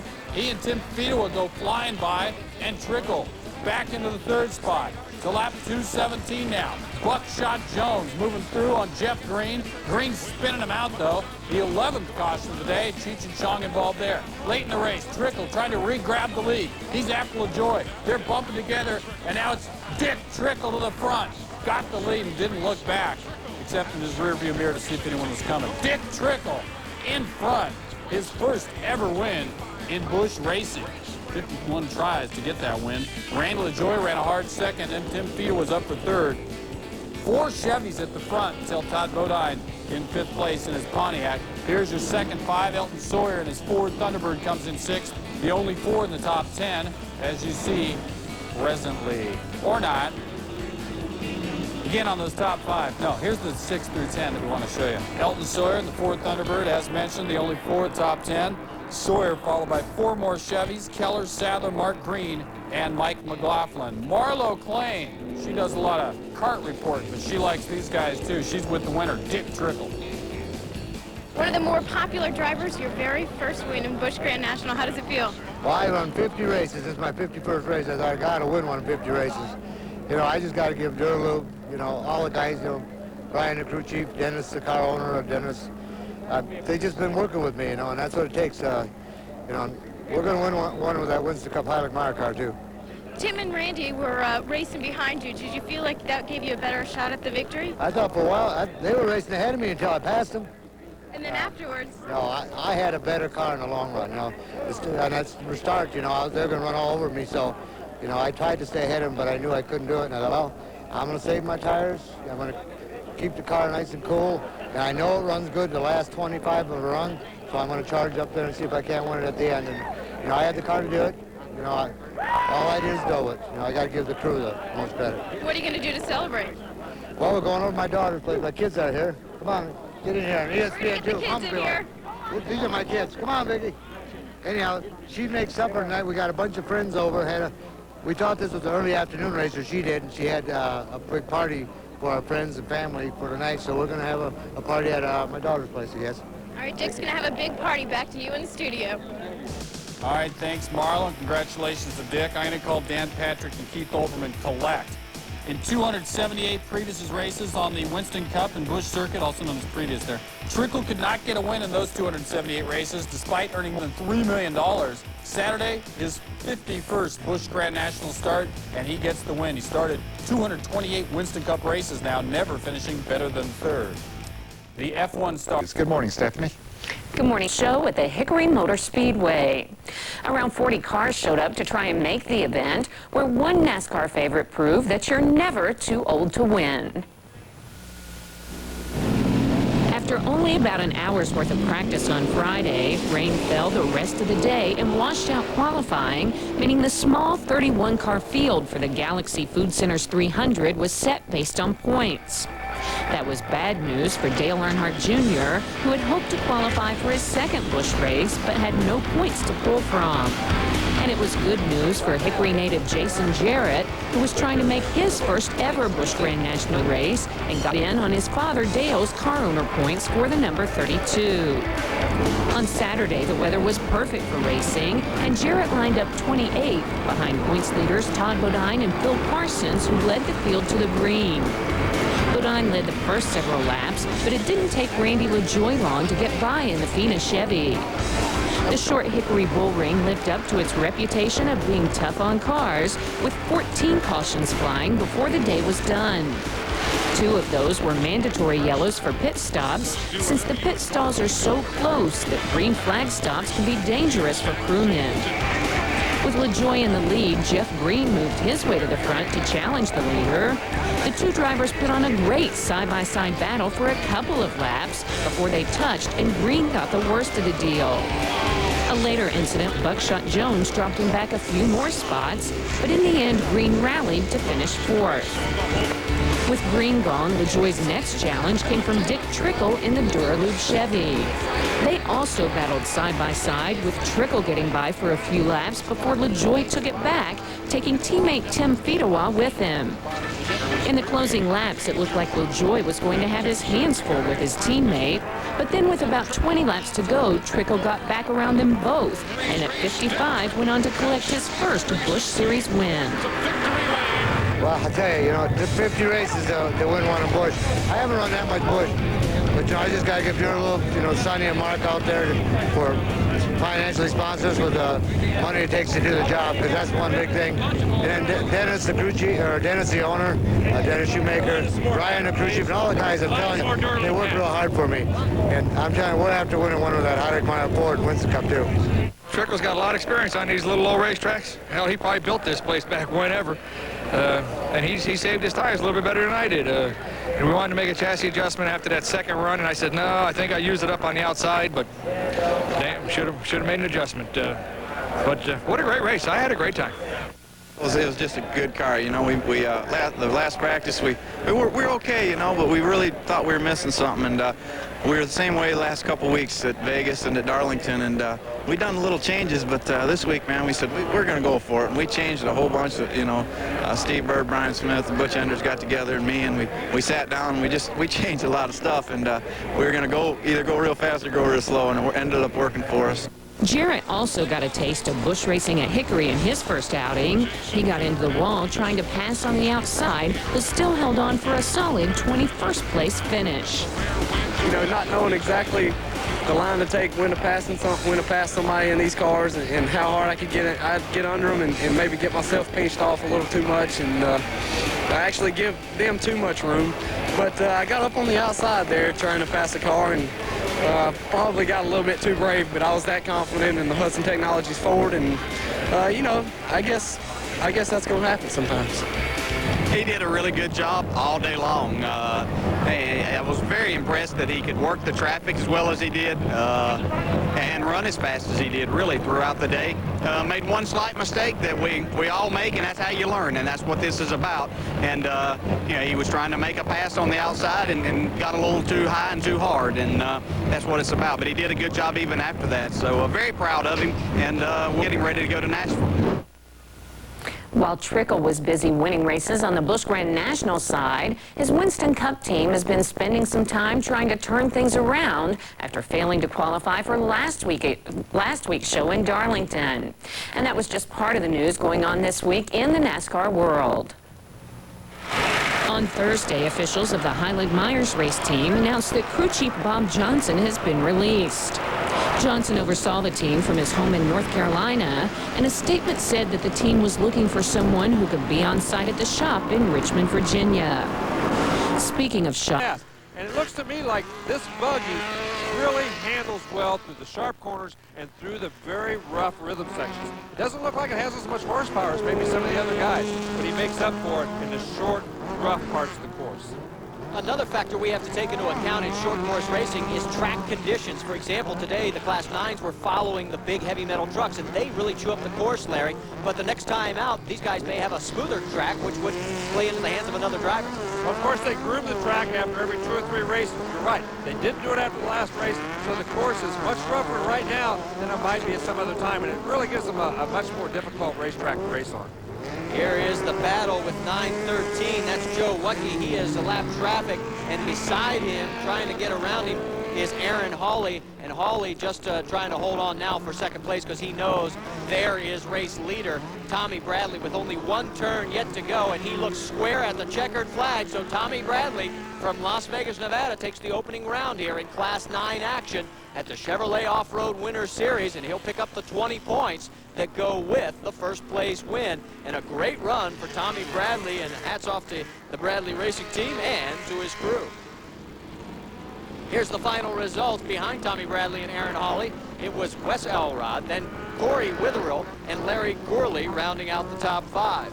Kyle Vestermark, Rick Geiser, Joe Wucke, Ty Goad, and Eddie Lynch. Let's go down to Victory Lane. Tommy Bradley, your first Winter Series win, but you're no stranger to victory lane. Well, I'm getting to like it a little better nowadays after Crandon and now this. I'd like to thank Goodyear for putting on a good tire for me. They really had a good tire today. And my dad for putting on my race car. And I tell you what, you just can't wipe this grin off my face today. What was the easiest part of the course for you? Really, the front straightaway is probably the easiest part, but racing right after the trucks, you know, it's really tough because the ruts are really deep and it makes it really tough to get around the corners. Well, as you take a look at the Exxon Superflow Championship standings with Tommy Bradley in front of Aaron Hawley and Wes Elrod, we'll thank everybody here at Glen Helen Raceway for an opening round that we will not soon forget, and more to come. 11 more times this winter we're going to be bringing you racing action. For Larry Rice, I'm Marty Reed. Thanks so much for tuning in. We'll see you next time we go off-road racing.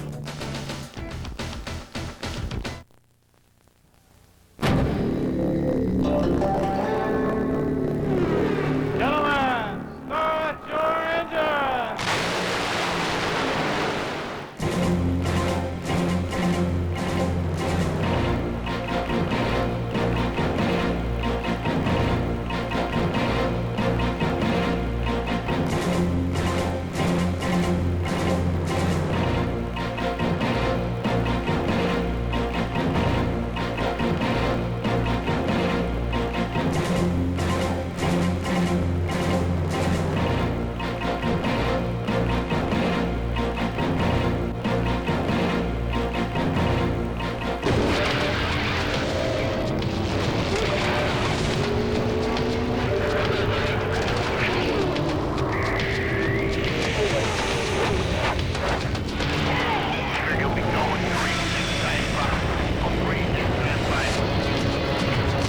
Hello, everyone. I'm John Kernan. Coming up on RPM tonight, John Andretti is here to look ahead to this week's Winston Cup race at Texas. As usual, the professor is here to teach class, and we ride along with Jason Jarrett in his NASCAR Busch Series debut.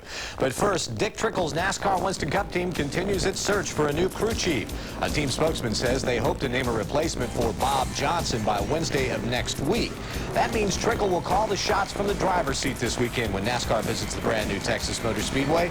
Trickle spent a couple of hours talking to the Richmond, Virginia-based team on Monday, giving them the information they need to set the car up for this weekend.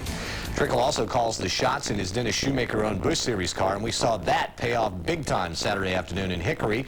Trickle, who has won more than 1,000 races, captured his first NASCAR Busch Series event by outdueling Randy LaJoie in a side-by-side battle that had the fans standing and cheering. Well, Randy's a fun guy to race against because he's a racer, you know. He don't mind getting in a Saturday night car fight once in a while.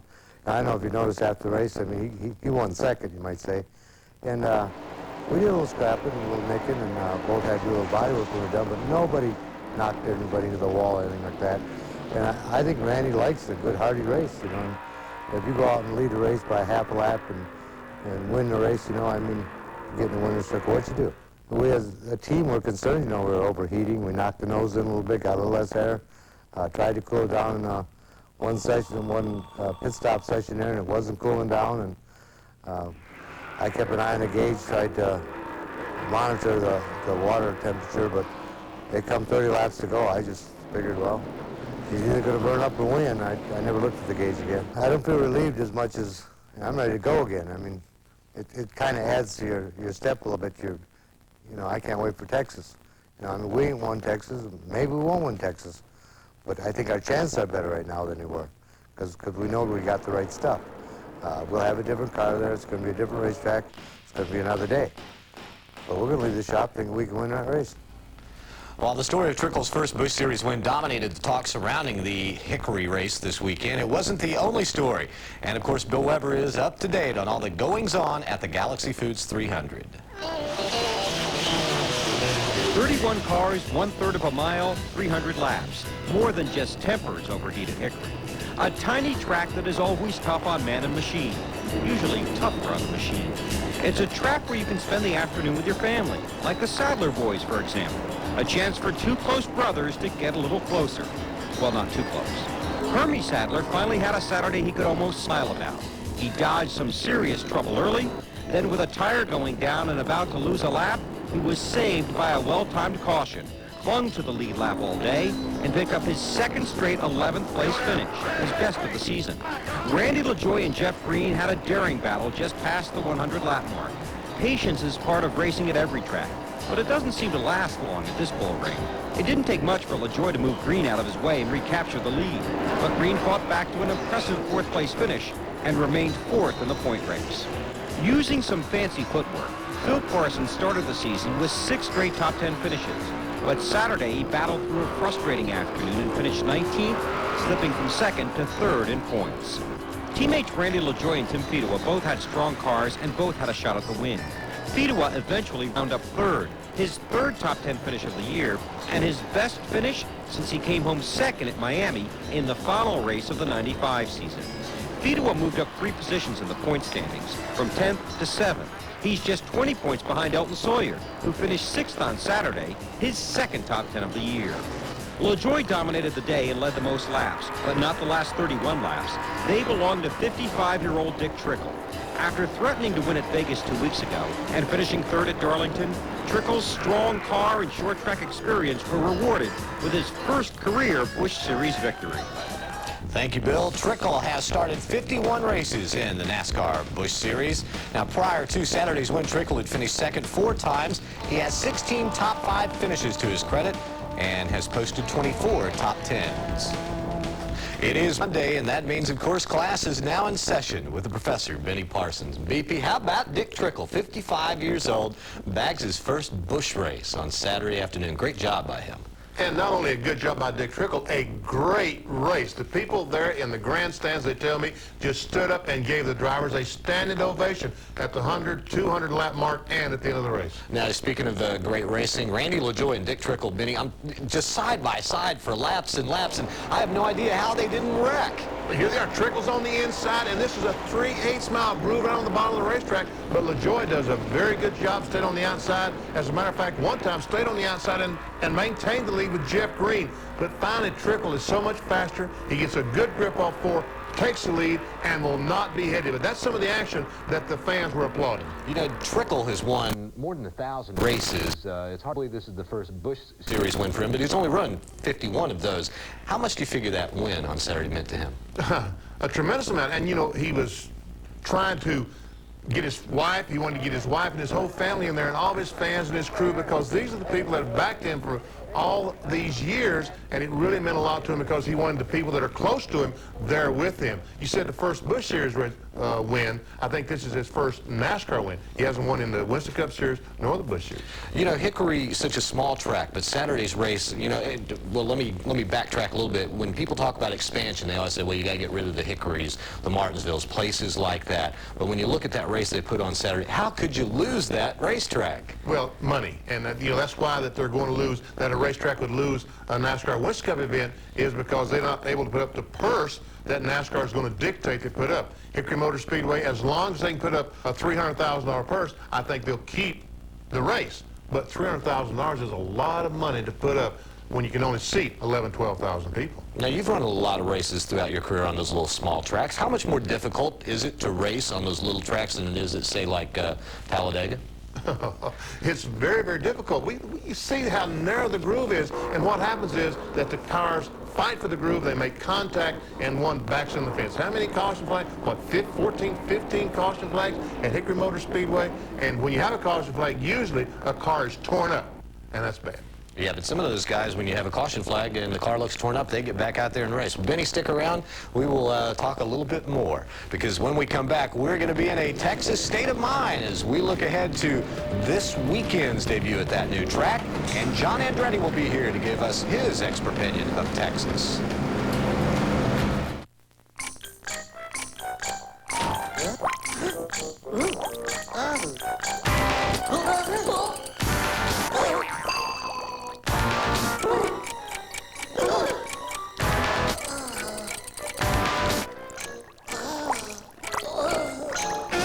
Tiger Shark, one ride and you just might lose track of time.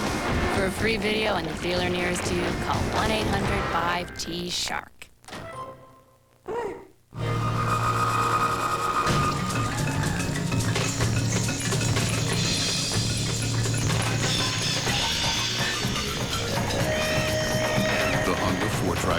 favorite 4x4, the Foreman 400, and the Honda Recon, a 250 that's all new from the ground up.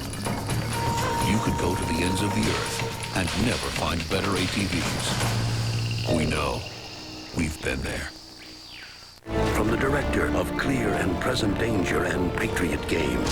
Kill him and bring her to life. Val Kilmer, Elizabeth Shue. If you want to live, you can leave my side. The Saint. Rated PG-13. Starts Friday, April 4th, everywhere. From ESPN Labs, a breakthrough in sports coverage. What about an interactive ESPN? ESPN Net Sports Zone, with everything you need to be a better fan. ESPN Net Sports Zone. RPM Tonight is being brought to you by Tiger Shark World-Class Watercraft. One ride and nothing else matters. Tiger Shark, get hooked.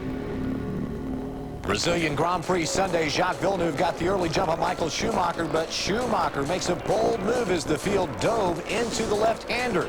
Villeneuve slipped and went off the course, but he kept going, and that was all for naught because the race came to a halt when Rubens Barrichello stalled on the starting grid.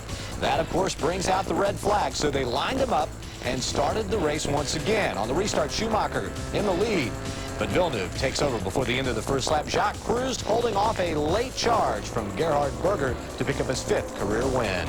After Melbourne, where we had been so strong and we couldn't go any further than the first lap, and it looked like it was going to be the same thing here.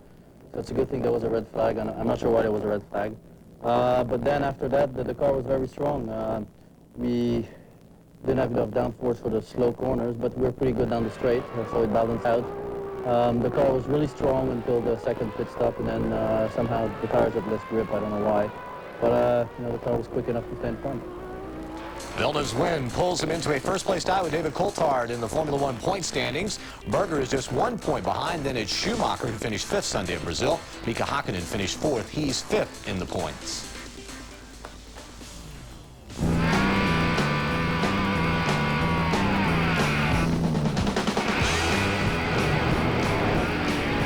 Just some heavy traffic.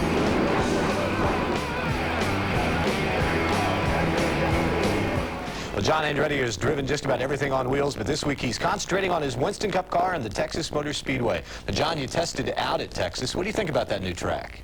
I like it. I mean, obviously they've got some work to do around the area, but they've got the racetrack done, the grandstands done, and the garages, so everything's done to race on. John, someone told me that the transition going from the flat straightaway to the bank, to the 24-degree bank, going in and coming off, that it's very abrupt. Well, is that true? I guess to put it in terms that you would understand maybe more than anybody else, for a driver, it's like driving Rockingham and Darlington all in the same time. It's, I think it's real, it's kind of narrow, it's one groove, and when you go in the corner, it's like going in turn 1 at Rockingham. You know, it's real flat, and then you hit the banking, and the car kind of slides out from underneath you, and the banking catches you. That's the way it is, only you're going over 200 now instead of about 160. You know, everybody said, hey, it looks like Charlotte, but it doesn't drive like Charlotte. Did you go out the first lap thinking, oh, same line as at Charlotte, and was it a big surprise when that line wasn't there? Well, I drove around in a van with Tony Furr was driving, which, you know, didn't tell me much other than we could go fast in a van. And for me, it's nothing like Charlotte. Nothing about it gives me that feeling. The garages give me the feeling of Charlotte, but the racetrack doesn't. It's got that big wide apron, and it's got all that pavement that you don't use. You know, just like Darlington, it's still very narrow and very tight, and if they didn't have the white lines painted around the bottom, it'd probably be hard to find where the transition is. The front grandstand, 150,000 seats. It must be kind of like the Indianapolis Motor Speedway when you look at the grandstands. It's awesome. I mean, just when you're driving up to it, it's amazing the amount of work that's been done, and I didn't get to see it when they broke ground, but I know when they broke ground, and the amount of time that they've had to do it in, and when we were there, the weather was not cooperating. I think it was the wettest Texas that they had ever had in, like, I don't know how many years, so it's been tough for them. Now, when you go to a new track like this, nobody's raced on it, a lot of you have tested on it. Does this mean that everybody goes there as equals? I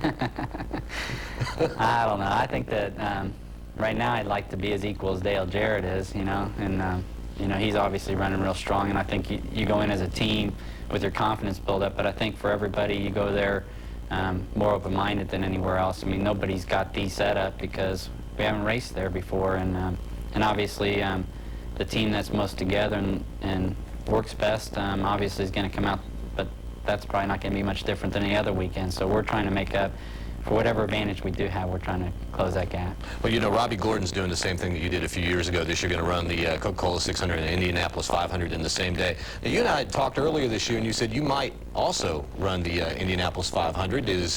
Well, are you? The decision hadn't been made yet.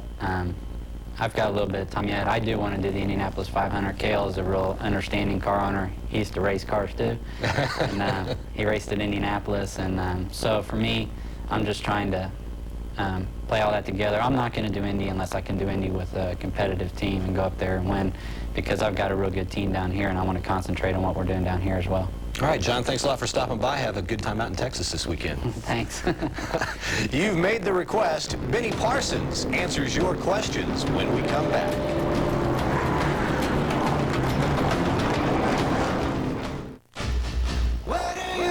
Where do you go when you want today's hottest dance hits on one unbelievable album?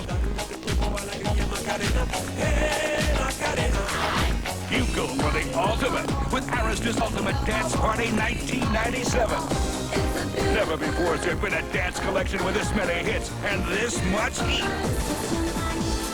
Over 70 minutes of non-stop electricity. Ultimate Dance Party 1997 is available through this awesome TV offer.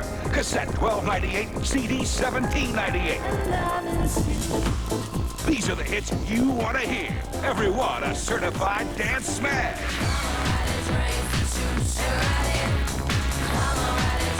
Don't wait another night.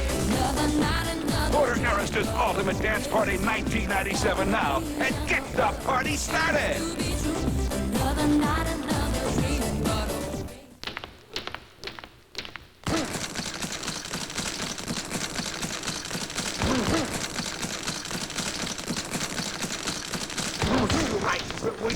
Is take the body out and the head's gonna fall.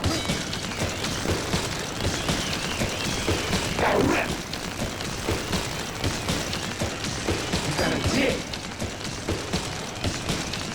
Ken Sigarini squares off with Meldrick Taylor Sunday at 10 on ESPN2. Todd Bodine has finished in the top 10 in all the races so far this year. He continues to lead the NASCAR Busch Series points. The defending champion finished second Saturday at Hickory. Randy LaJoie moves up to the second spot this week, 38 points out of the lead. Then it's Phil Parsons. He failed to finish all the lap for the first time this year on Saturday. Parsons drops to third. Fourth place belongs to Jeff Green. He grabbed his third top 5 finish of the year Saturday by coming home fourth. Rounding out the top 5 is Saturday's race winner, Dick Trickle. He has 3 top 5 finishes this season. Third-generation driver Jason Jarrett went to school Saturday afternoon at the Hickory Motor Speedway as the son of Winston Cup points leader Dale Jarrett ran his first NASCAR Busch Series race. We ride along in this week's Radio Replay. 4 tires, stand by, 4 tires. Okay, buddy, we are rolling. Good luck to you today. Cool. Go, guys. No caution. Caution's out. If you slow down, get your hand up, get your hand up. 4 or 5 laps you run down there in 3 and 4, you got a really sweet looking line down there. You give up a little bit getting in, but it's real good off. 4 laps you were better getting off too. Coming off low there, you was getting a way better run. Thank you. On the restart, just be ready on this restart. They're gonna have to get going, protect you inside, but no jam up getting down into 1, but you got to go hard. Other team is here, Chase. That's 220. And forward, just keep working a little fuel in there, maybe cool it off a little bit under this caution. It's all right, don't worry. 220 is fine with this thing. You run a lot hotter than that, so you're fine. Don't you worry about that. You're not driving. We'll take care of that when you get in here. Get down there. No caution. No caution. You okay, Chase? Yeah, all right. So what you want to do? Am I in the way pretty bad? Not in the way. Now, there's others a lot more in the way than you. Don't worry about that. You just do what you think best. Done a good job. You're doing exactly what you needed to be doing there. That's a lesson learned. Don't you worry about it. You're doing a great job. You just do what you feel like you can do with this thing for this next 100 laps. You're running 22nd, and you're in a lap by yourself, so there's nobody that you need to really concern yourself with racing. Just race the track here till the end. You think I should go up on the outside over? I think it's a good idea, yeah. That gets you used to some racing up there close like that. 7 to go now. Go on, Chase. You did a good job there today, buddy. Sure did. Real proud of you. Got some good experience there. Jarrett started Saturday's race with the 28th position. He wound up finishing 21st and completed all but 4 of the 300 laps. Jason won a little more than $3,000. All of the NASCAR Winston Cup teams are getting set to head out to Texas to have their debut at that brand new facility. And Benny Parsons, you got any favorites out there, or do you think everyone is on an even ground? Well, you would think that they're all on equal grounds, but Dale Jarrett, how are you going to bet against Dale Jarrett? Although Rusty Wallace was the fastest car in practice there, and everything I've read about the Texas Motor Speedway, Rusty says he can go faster. He's already the fastest. But as a driver, you've tested there, you've run some laps, but you never raced there. So how much of a test are those 2 days or 3 days leading up to the race going to be? It's going to be pretty consistent because the pavement is new, John, and they're talking about the pavement, the cars really getting a great grip on new pavement. So they should get that same grip for the entire 500 miles. Wow. Now, you won the last Winston Cup race run down in the state of Texas. How important is it for the series to get back there? Well, I think it's tremendous to get back to Dallas-Fort Worth. The race that I won was in College Station down near about 80 miles north of Houston. But around Dallas-Fort Worth, a huge market, what, 4th to 5th largest television market in the country. A lot of people there, and we need to take our brand of racing to that area. Well, we got some fax questions for you, Benny. Larry Murdoch of Mastic Beach, New York, wants you to explain the terms round of wedge, bite, and chassis adjustment. Well, actually, Larry, we're talking about exactly the same thing. All three are the same thing. One round of wedge, you put bite in the car, and you make a chassis adjustment. And the rear springs or front springs, there's a plate that sits on top of the springs with a bolt on top of that plate. And you turn that bolt down or up, and that causes the body of the car, the chassis, to go up and down, and that changes the bite or wedge in the car. Wedge, when you slide a jack on the center of the rear housing and jack up the rear end, wedge is how much the right rear comes up before the left rear. It's a very old term. Actually, the teams don't even use that much anymore. They use scales to do it. Used to, they use a jack on the center of the rear end housing. Now, Benny, when they say give you one more round of bite, how drastically does that change the car? It's not a lot, but the cars are so good anymore, so consistent with aerodynamics and radial tires that they're making quarter of a round adjustments, half round of adjustments. But one round, when I was driving, you wanted 4 or 5 rounds, but now 1 round is a pretty big adjustment. Hey, our fax machine has been burning up, and this one is from Alan Middleton from Raleigh, North Carolina. He writes, what actually happens technically when the ignition system goes out in a Winston Cup race car, and what causes the problem? Well, normally it's the ignition box that sits there and supplies the spark to the spark plugs. They get so hot with the fire going through them, the ignition going through them, plus it's so hot in the car, they simply melt. You know, they're kind of soldered or welded together, and it gets so hot that they melt. And the other system sitting there, it's hot from being inside the car, but no ignition going through it. You're able to switch to another box and continue going. Now, our last fax question comes from Phyllis Sullivan. She's from Calhoun, Georgia. She wants to know what's the fewest number of cars that have finished on the lead lap in Winston Cup racing. Well, Phyllis, you sound like you're a fairly new fan, because that used to be fairly common that one car would finish on the lead lap. But now there's sometimes 15, 20, 30 cars finishing on the same lap. The last time that one car finished on the lead lap by himself was 1991 in Dover, and it was Harry Gant. And he beat Jeff Bodine by a full lap. If you have a question or a comment, write it down and fax it to us at 1-800-FAX-ESPN on Tuesday night. Our kart expert, Jan Beekes, will be here, so all you kart fans, put your questions down and burn up our fax machine. And Benny, quick question. Did you ever win a race by a lap? Did I ever win a race by a lap? I don't know. Probably. You don't tally laps in the car while you're driving. No. Hey, thanks a lot, and we'll see you next week after Texas. Next on RPM tonight, strap in real tight, because Speed Shots is just around the corner. Morning. Yeah, right. You might have to rethink this quit smoking thing. Hey, cold turkey's rough. What, and that's not that CQ? It's a big help. What'd help me is one cigarette. Let's do it. No. Just one. No. It burns me how calm you are. That's the CQ. Only CQ starts you off with the highest level of medicine. A 24-hour stream that's still with you when you wake up. Helps calm the cravings, you'll see. Nicoderm CQ. The power to calm, the power to comfort, the power to quit successfully. We'll never untangle this mess. No, Dad. Subtract line 30 from line 22. Need to untangle your taxes? You do it. See Jackson Hewitt ASAP. I think there's a guy from the IRS on the phone for you. Need your taxes prepared accurately? See Jackson Hewitt ASAP. We can get your taxes done quickly and accurately in over 1,300 offices coast to coast. Call directory assistance for the Jackson Hewitt location nearest you. ASAP.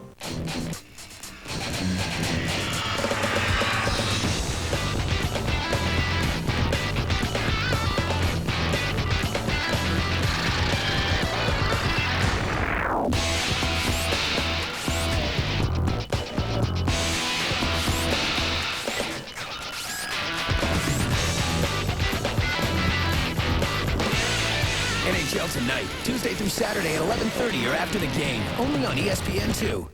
When Quaker State sponsored Jeff Gordon finished first at the Daytona 500, maybe it was luck. And maybe when Quaker State teammate Terry Labonte came in second, it was just another good day at the track. But with Quaker State's Ricky Craven coming in third, you just have to wonder, is there something special in this team's blood or in their engines? Quaker State, the quality the Hendricks Racing Team demands, the quality your car deserves. Quaker State, a clean sweep at Daytona. Speed Shots is brought to you by Quaker State. Motor oil for a clean running engine.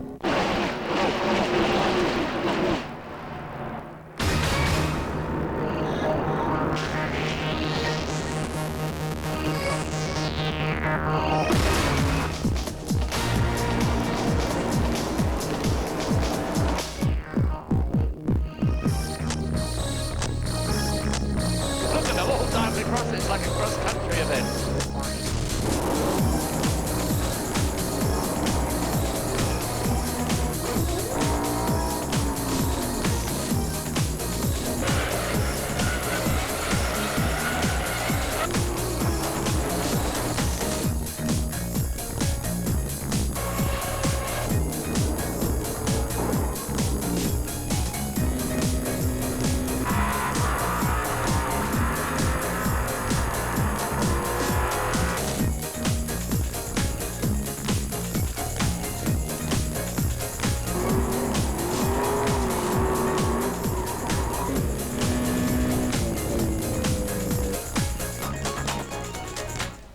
Check out this Lone Star State Fast Fact, and we'll be right back to wrap it up in a moment.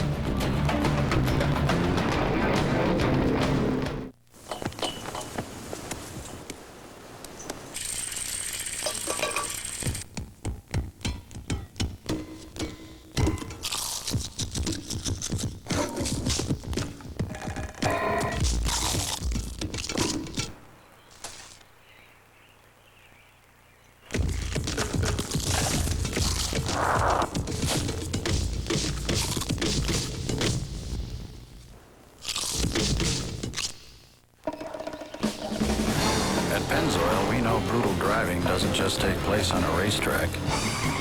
It begins at the end of your driveway. You stop, you go. You stop, you go. If this reminds you of your commute, we recommend you use Pennzoil motor oil. Pennzoil, formulated for today's stop-and-go driving. Morning, Bob. Morning, Henry. Stop, go, Pennzoil. In a world of global intrigue, trust no one. I like this guy. Then we have to kill him. But believe in one man. If you want to live, you have to leave my side. The Saint, rated PG-13. Starts Friday, April 4th, everywhere. ESPN News. Peterson, he doesn't even know what ESPN is. I was like, you watch ESPN News? He was like, what? He doesn't even know what ESPN stands for. ESPN stands for, like, it's like sports in Spanish, right? You're lucky. When you screw up, you're not stuck in a box. The Panthers and Penguins tonight at 7:30. The NHL on ESPN2. Late Monday afternoon, NASCAR announced another rules change for the Ford Thunderbirds. Effective immediately, the height of the rear deck spoiler for the T-Bird will be reduced from 5 3/4 inches to 5 1/2. The front air dam ground clearance remains the same at 4 inches.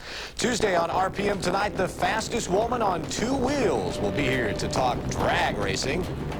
Dr. Jerry Punch makes his weekly house call and looks ahead to Texas. And Jan Beekes joins us to preview this weekend's kart race Tuesday night, 7 Eastern, right here on ESPN2. This Wednesday, we're on at a different time, so make sure you write it down and tell all your racing buddies. This Wednesday only, 6:30 Eastern. One more time, 6:30 Eastern this Wednesday night. Robbie Buell tested his G-Force Aurora at the Indianapolis Motor Speedway Monday afternoon. The Team Menard driver ran 116 laps with a top speed of 209 miles an hour. Team Menard has now tested nearly 700 miles at the Brickyard over the last month. And also on Tuesday, we continue our preview of the first race at the brand new Texas Motor Speedway. We will see you then. Good night, everybody. Pittsburgh, Pennsylvania. Since 1984, it's been a city owned by Mario Lemieux. But tonight, he winds down this corridor in search of payback. John Van Beesbrook has been the backbone of the Florida Panthers since day one. In the '96 playoffs, it was the Beezer who nearly brought this franchise from its infancy to hockey's apex in one fell swoop. His supporting cast consists of winger Ray Shepard, one of the most dangerous players in close in the NHL. And Ed Jovanovski, the rambunctious backliner whose powerful presence will be vital for Florida in the playoffs. In the Steel City, it's been a switch in fortunes as Lemieux has enjoyed both good health and prosperity. Unfortunately, the same can't be said for his teammates who have been decimated by injuries.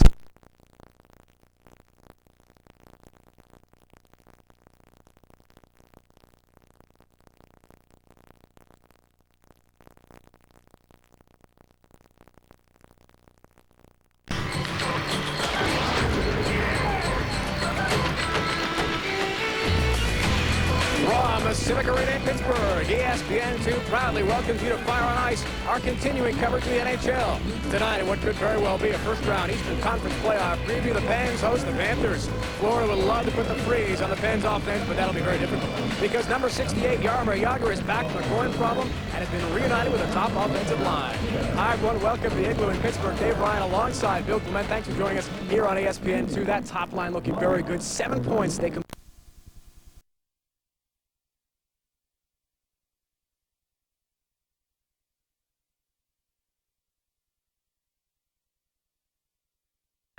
and watch his spray goes up. Same thing up in the grill, almost hits the wall, has to back off the gas to avoid hitting the wall, lets Irwin get alongside, down the backstretch, and Irwin has the position, going in turn 3, takes the spot away. Was that exciting or what? Just getting a little too anxious there, I guess. Is that the deal? Driving in the corner a little bit too hard. That's what happened to Irwin, and it's exactly what happened to Sprague. Getting down the corner a little bit too hard. Well, what a wild day for Mike Bliss on Sunday. He ran out of gas once, lost another lap, but he made both up and wound up finishing an amazing second place. We didn't put enough fuel in, and then I got spun out there and came back. We had such a good truck today, just had to pace myself. That ASC Ford was just on a string all day. All I needed was one more corner, I felt like, and we would have been right there with Kenny. But it was a fun couple laps, and I enjoy this place. You know, I have to agree with him. If he had another lap, man, it might have been a photo finish. Barry Dodson. Gamble on the second stop. Don't gamble on the first. What in the world are you gambling on that first stop? Find out how much fuel it takes to run, and then you'll know exactly how much fuel to put in that second time. He knows better than that.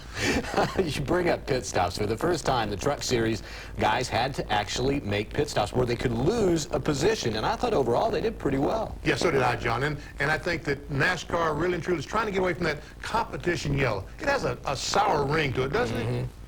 I think so, yeah. Competition. Speaking of competition, big competition this week at Darlington. Like that segue? Hey.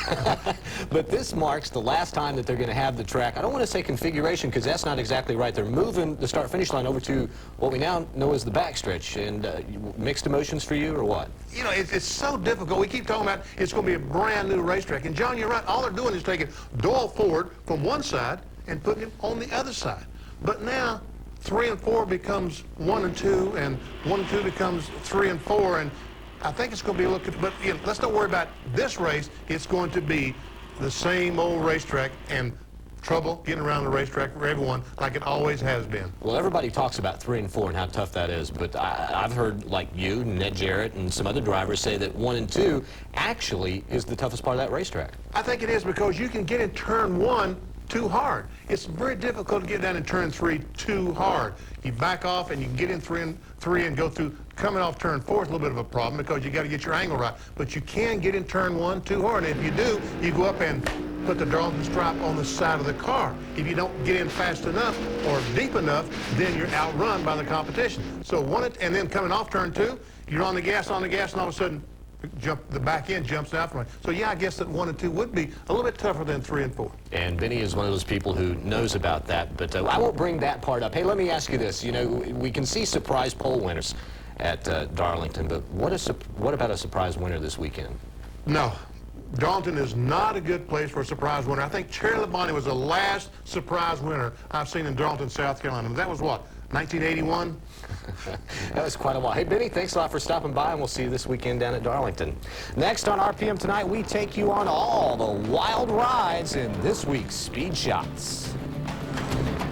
Now at Pep Boys, get any 4 of our 35,000-mile all-season steel-belted tires at an incredible low $99. That's right, any size, any 4 35,000-mile tires, just $99 at Pep Boys now.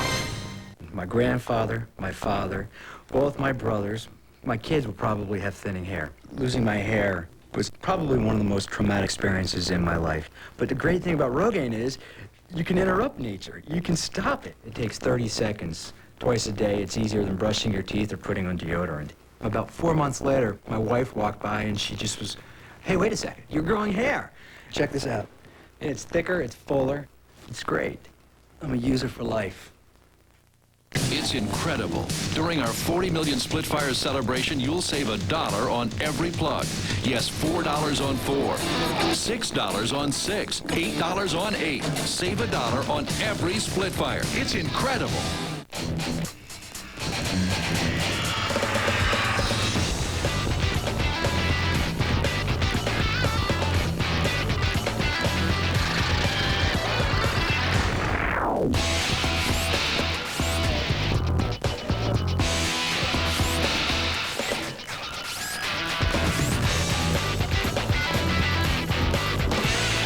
NHL Tonight, Tuesday through Saturday at 11:30 or after the game, only on ESPN2.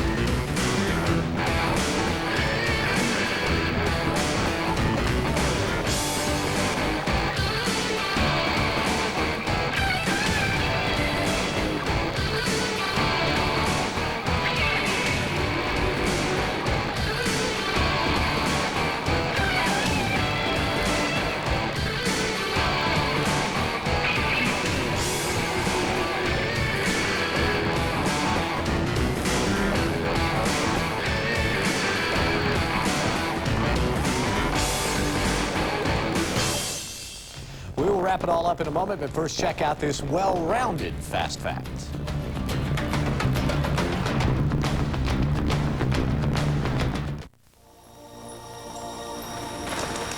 Ready? Sure am. Right now, we're getting ready for the biggest brake sale in our history. The Midas No-Nonsense Brake Sale. Come in now for a thorough brake inspection. And with any regularly priced brake service over $100, you get a $40 rebate. That's right, a $40 rebate. So, stop by your Midas store today. That is, if you can. The $40 rebate ends March 30th. When Quaker State sponsored Jeff Gordon finished first at the Daytona 500, maybe it was luck. And maybe when Quaker State teammate Terry Labonte came in second, it was just another good day at the track. But with Quaker State's Ricky Craven coming in third, You just have to wonder, is there something special in this team's blood or in their engines? Quaker State, the quality the Hendricks Racing Team demands, the quality your car deserves. Quaker State, a clean sweep at Daytona. If this country is to keep its place in the world, our colleges must become new places where men and women learn to think on their feet, where teacher and student work as a team to discover, design, implement, invent, and take the future in their own hands. If this country is to keep its place in the world, there must be a place like ITT Technical Institute. From ESPN Labs, a breakthrough in sports coverage. What about an interactive ESPN?